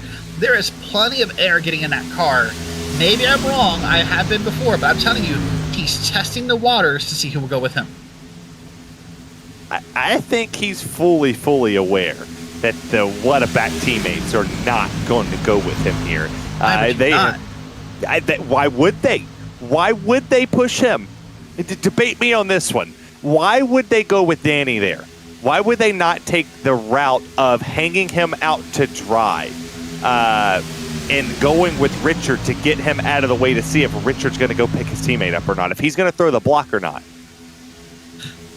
I get that, but to me, you got to make a move here. You can't stay in line and win a race. Sometimes you have to You know, you have to break eggs to make an omelet, so to speak, to keep our food references the night moving. You have to try something. And if Danny's willing to make the move, absolutely, and you can break up those teammates, you can not have a 1-2 for, you know, for RaceSpotTV or Regenbogue. Why would you not? By the way, speaking of this one side by side, they're doing it back here, by the way. This is Karakov and others back here in the pack. Ooh, look at that. There it goes. There's the teammates. I told you that there goes Jeff and Brad. They're going to take that peek up there to that outside lane and not going to be clear just yet. We will see with now 4 minutes, 50 seconds to go. Where does Abner lay his allegiance? He goes to that outside lane. Chad Kibbe does the most respectful thing I've seen a driver do in some time. Pulls onto the apron and says, go do your thing. Now you have 3 drivers up top. Now make it 5 drivers up top, 5 drivers on the bottom. It's heads up racing at this moment, and well, the teammates on the bottom and those Toyota Supras, they have the run and they have the speed.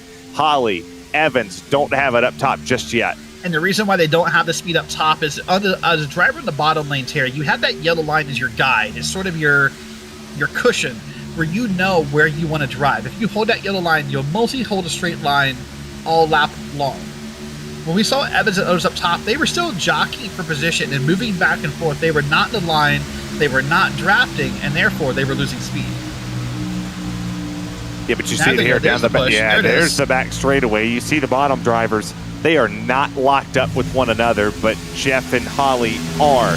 They're right there, and Brad had to back off of it. You do not want to push that hard into the corners. You can air push them in the corners, but you cannot bump draft in the corners that well on the outside lane.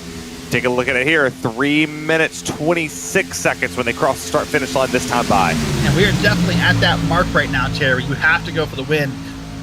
A yellow flag does nothing for you. Other than avoiding the wreck and surviving it, it does nothing for you. We are not going racing again if a yellow flag comes out. No, not at all. We'll hopefully stay caution-free, because that's obviously where we've been at this entire race. We have not seen the yellow flag thrown. We only saw one in the truck race at all. So, who are you taking here? You taking the outside or inside? I'm going to take probably someone from the inside, with the caveat that they're not going to be on the inside. They're going to push it 3 wide and be in the middle when this race is over. Well, we'll see. What does Karakov do? Karakov has not had a win. Yeah, you and I very much disagree on Danny Cervantes, and I don't mean that out of disrespect to him. Danny loves to win, as do we all. And I will not be surprised if Danny Cervantes makes a move to win this race. We'll see what he does. Coming to under 2 minutes to go when they cross the start-finish line this time by. That outside lane is being led by Jeff Evans. The inside lane led by Richard Regan Jr., who is your preemptive champion. If we run this way, he could finish inside the top 5. Right now, the worst that he could finish if he gets shuffled out is 8th. So we would assume he'd lock the championship, barring him getting wrecked in the next minute 40 seconds. They've caught some lap traffic as well. We'll see if they get out of the way. That would shuffle some stuff up, and yeah, it would be fun. Let me point out a quick thing that happened right there. I don't know if you saw it. There was a moment in time where there was a gap between Karakov and Elliott White, where Abner Acosta could have fit his car back in the bottom lane, and he chose not to take it. I'm not sure if that's because he didn't like the bottom, or maybe he wasn't confident about getting theirs or 3 wide, but that was interesting to me. We've had this whole talk about teams all night long, and they did not work as a team in that moment. No team orders, and they've caught the lap traffic. It allowed Abner Acosta to get around Jeff and Brad there. So put Abner up there. He's going to race for this race lead, and a lot of these drivers, we talked about it. Yeah, this is going to get really messy. They've caught a ton of traffic. There's the 68. There's Doug in the 41. And you don't want to see this. And we're getting close. Mike Witt's on the bottom. In the words of Terry Radford, get out of the way. Just move. We got a great fight for the lead. Nothing has been done. Yeah, there's so much going on. We'll get the white flag when they come off of turns 3 and 4. Karakov, I told you, what would he do? He goes to the outside. All right, here we go. White flag coming out. Richard Regan has the lead here on the bottom. Karakov on the outside, as Terry Radford predicted. White flags in the air. We are done. Cautions are off. We are going to finish this around, Terry Radford, with no cautions here. So right now, if you are Abner Acosta, Terry, when do you make that move to make it 3 wide, or do you stay in line? Hold on to the inside. Never mind there. They're going to dump Karakov, and that's probably going to put Karakov out of position to win this race here. Now the question is, can Abner Acosta get around him? No, he's pushing the pusher. Now, will Abner Acosta pull back up here? He will. And now he makes the move. Jeff Evans is going to push him here. They are 2 by 2, 3 or 4 deeper, 3 wide back there for Karakov. Oh, there they go. Oh, no. No caution. Keeping it. Richard Regan's going to come around here and is going to win this race. I think, yeah, Jeff Evans will not make the move. He will make the move, but Regan will win at Daytona. And a horrible contact there. I don't want to see it again. I saw Cervantes and Acosta, as is the story of Daytona, Terry. I suspect there was more involved behind that caused that incident. We'll watch this second pack finish. This is Colton Lane up here. We have 72. Thomas Sink is back here. Got the Whataback car on the outside here. Colton Lane's going to lead this pack here. A little bit of a challenge here, but they're done. Wow, what a last lap. So many developing stories.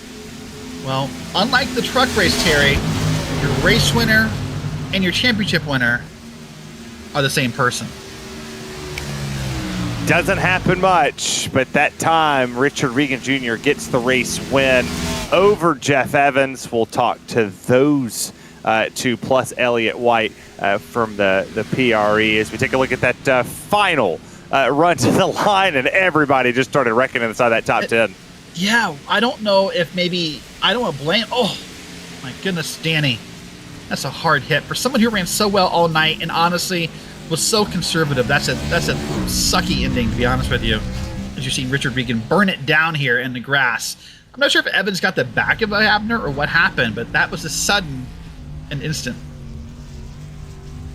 All right, well, let's take a look here as we're watching Regan burn it down here. In a moment, we'll come to our results and we'll see how they all unofficially ended this race here after 62 laps at Daytona. Richard Regan is your leader. He beats Jeff Evans by 0.064 seconds. Elliott White comes in third with teammate Abner Acosta behind him in fourth. Patrick Cowgill fifth. Then Bradley Holly, Brett Karakov, Danny Cervantes, Colton Lane, and Nicholas Hunter round out your top 10. We'll take a look back there at the P11 position. We got Thomas Sink, Doyle Lawrence, Chris Justice still on the lead lap.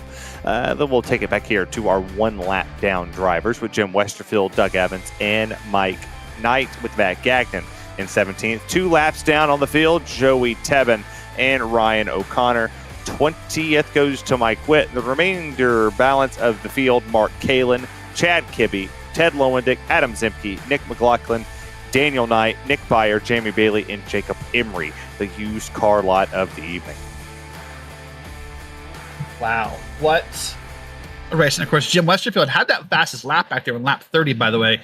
That's worth noting. A lot of times at Daytona, the guy up front is not the fastest lap. That one goes to Jim Westerfield.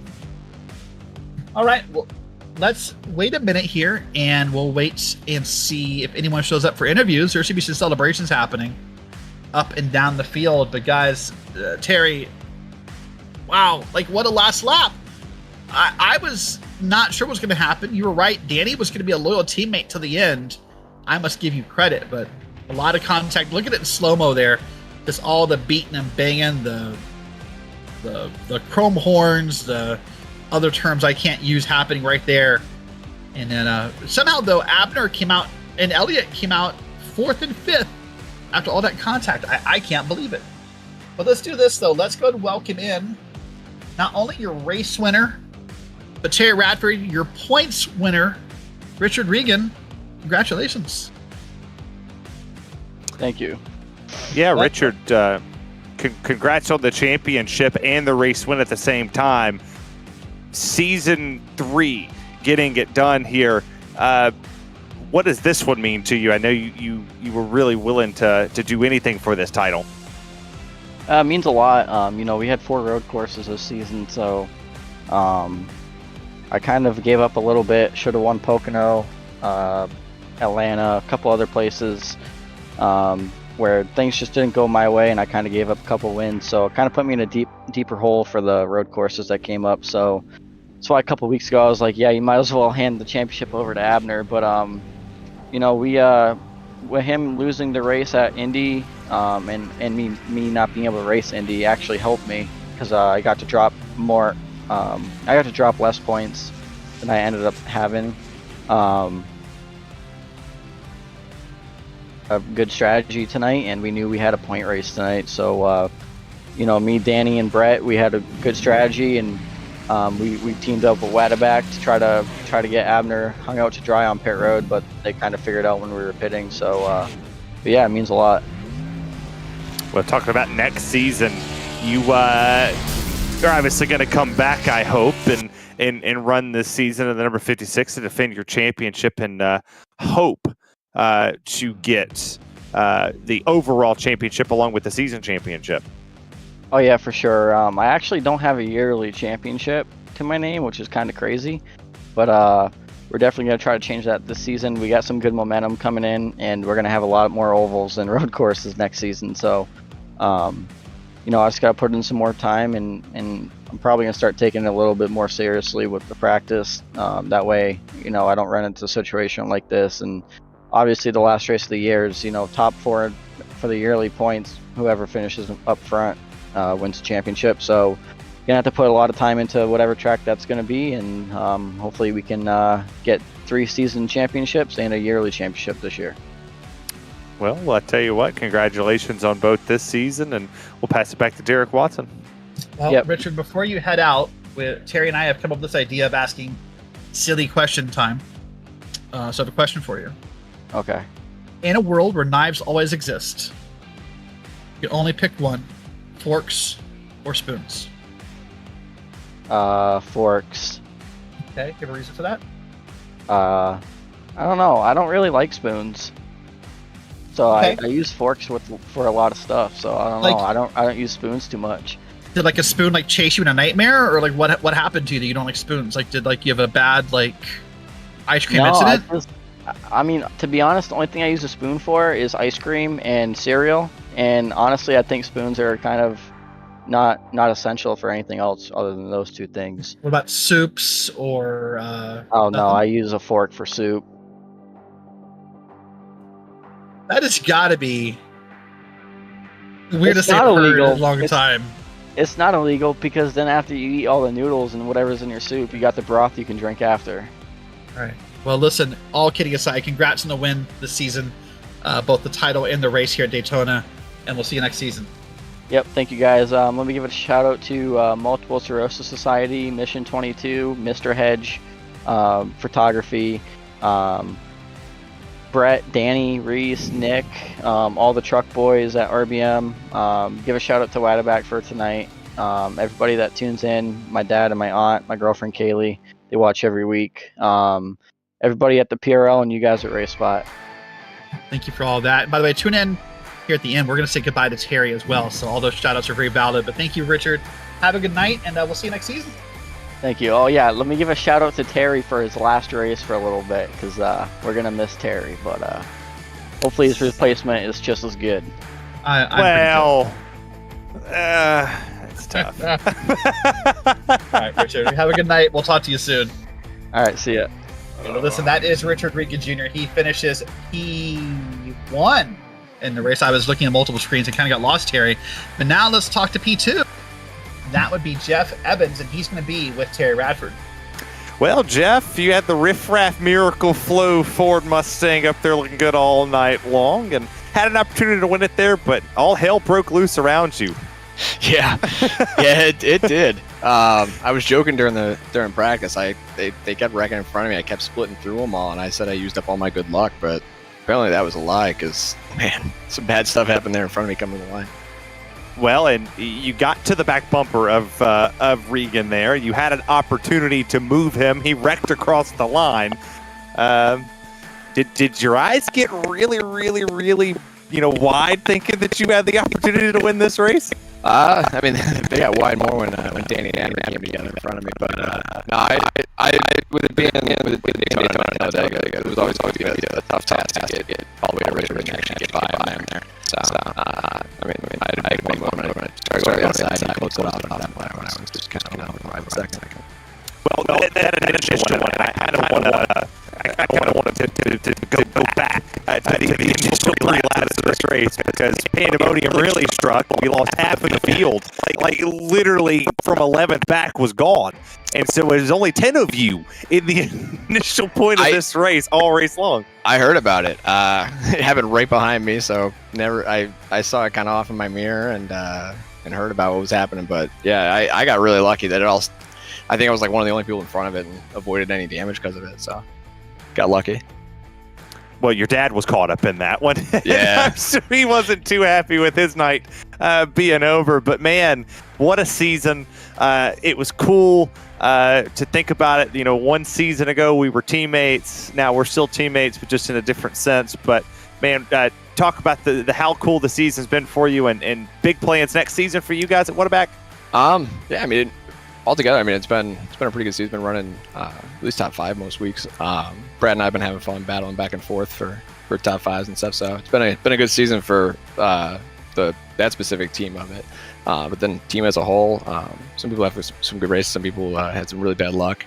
But yeah, next season's gonna be fun, man. With the playoffs kicking off, I think everybody's technically qualified for them. We got a couple of us up towards the top. Obviously, a little bit of a gap from Richard and from Abner back to everybody else, but one bad race will close that gap up real quick. So we'll see. Should be fun. Well, Derek has a weird question for you, and I hope you give the right answer. Of course. Oh no. All right, Jeff. So we've been doing this weird question, post-interview stuff, and we continue it all week, by the way. So it's not just you guys. We'll carry the F3 tomorrow, and then hopefully on the next season we'll keep doing the same thing. In a world where knives always exist, you can only pick forks or spoons to have forever. Which one do you pick? In a world where knives do exist? Yeah, so you're always going to get a knife. Okay. You're always going to get a knife. Spoon. Okay. You have a reasoning for that? Not that you're wrong. I'm just asking if you have reasoning for that. I mean, I always like to joke that like mac and cheese, I'll always eat with a spoon instead of a fork, and people usually give me a hard time about that. But no, I just feel like fork, you're a little bit more limited. It's slotted. Spoon, you can make the best of both worlds with it. You can have to be a little more aggressive with it, but you can still stab stuff with it. I mean, I'm sure I can go down and like cut a steak with a spoon and knife if I really needed to. If it was cooked properly, you could. Right, but exactly. Medium rare, by the way. But I mean, that was last week, I think. That's good. You got last week's questioning. I'm proud of you. Exactly. Someone watched the broadcast. So yeah. I can cut a steak with a knife and spoon. I cannot drink soup with a fork. There you go. By the way, you know that your race winner and your season winner, Regan, says that he's fork and he hates spoons. I don't know what that's about. I mean, he needs some counseling. He's wrong, so it's fine. That's right. I agree with you. Listen, congrats tonight on P2, and I'm looking forward to seeing you next season. Anyone you want to say thank you to on the way out? Yeah, absolutely. Always got to thank Phil over at Miracle Flow for supporting us in both PRL and the upcoming MTech series, and obviously got to give a shout out to everybody at Whataback.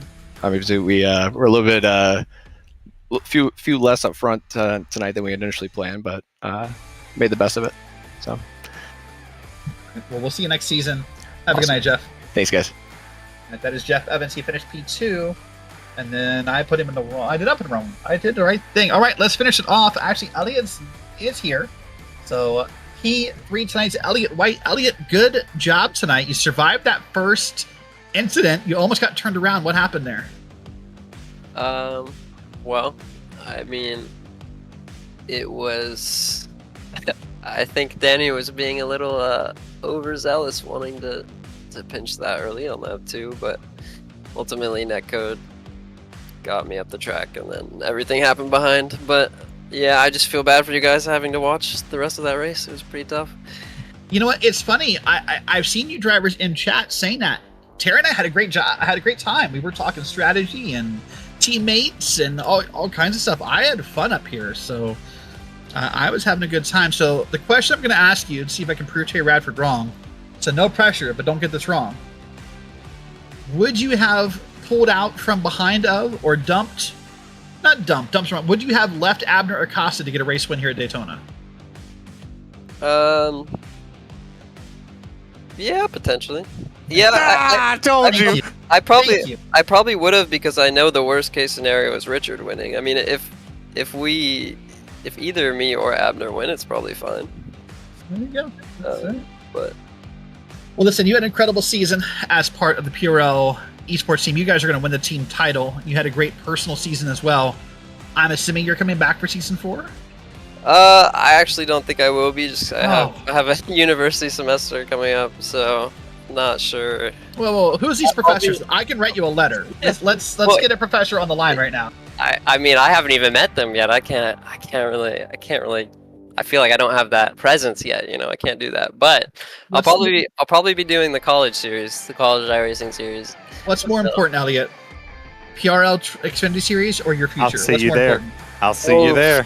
Yeah, my future, man. That's tough. That's a tough decision. Of course it is. Well, I'll ask you here real quick. If you want to say, if you don't, that's okay. Where are you going, and what's your major? I'm going to the University of Maryland, and my major is Japanese. Although I'm probably either double major or minor. Maybe something tech related. I'm not entirely sure yet. So, well, congrats on all that. All kidding aside, that's really awesome to hear. So, we'll finish tonight with a silly question. Okay. In a world where knives always exist, you'll always get a knife no matter what you pick. You can only have forks or spoons. Which do you pick? With a knife? And you can't say spork. That's illegal. I guess a spoon, just because you could use the knife to stab things, kind of like you do with the fork. But I don't know. That's the immediate thought. Maybe it would change. How are you going to eat a salad? You could probably stab lettuce. I'm not entirely sure.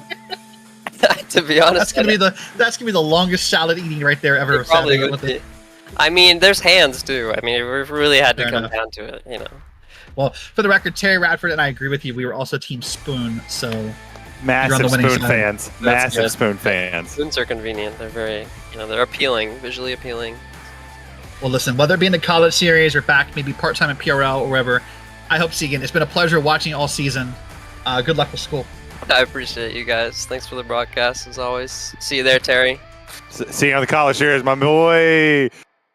But that's Elliot White. He finished P3. And Terry, what a night. What fun it was. I had a good time. Well, listen, I think we're at that point of the show now where we get to talk about your favorite topic. You. Oh, no. My favorite topic is talking about any type of racing that is here on RaceSpot. Across the board. This has been fun. I tell you, in all honesty, I didn't think that a year and a half would go by and I would enjoy the PRL as much as I have. This is not goodbye. Please don't take this as a goodbye. It's not. I didn't think that with Joey Tebben and myself 1.5 years ago, kicking it off, coming off from GSRC to here, that we would have this much fun. But I told him in the Discord, thanks for being my friend. And a teammate, brothers. That's huge.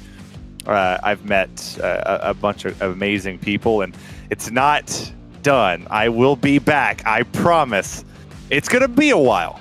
I want to try this dad thing out first. I think that's going to be fun. But yeah, I can't thank this PRL team enough. But you're going to hold it down, Derek. I'm going to be watching, listening to you. Give great calls here on this wonderful channel and the great production staff that's been here. I'll finish up my RSR season after World of Outlaws Late Model Butt Kicker series on Mondays. So it's not the last time I'll be on RaceSpot for the year, but we're gonna put a pause on me doing this. Let me tell you something, and I'll be real for a second. And you and I've talked about this a little bit privately off air. before this 10-week season began, I knew basically nothing about you. I knew kind of what I was an asshole. I knew what others thought of you, right? I knew a little bit of controversy about you. But listen, understatement. The thing I can tell you guys about Terry Radford from the bottom of my heart is that there's really two sides of Terry Radford, and I mean that sincerely. There's the kind of plastic persona he has on air, but the conversations that he and I have behind and off air, the advice, the help, the cool stuff, that's the cool side of Terry Radford. I wish everyone knew that side of you. And if they did, all this other minutia that happens would not matter a single bit, right? You have been an amazing partner. You've built my confidence. You know more about why I was not confident at the start of the season than I am now.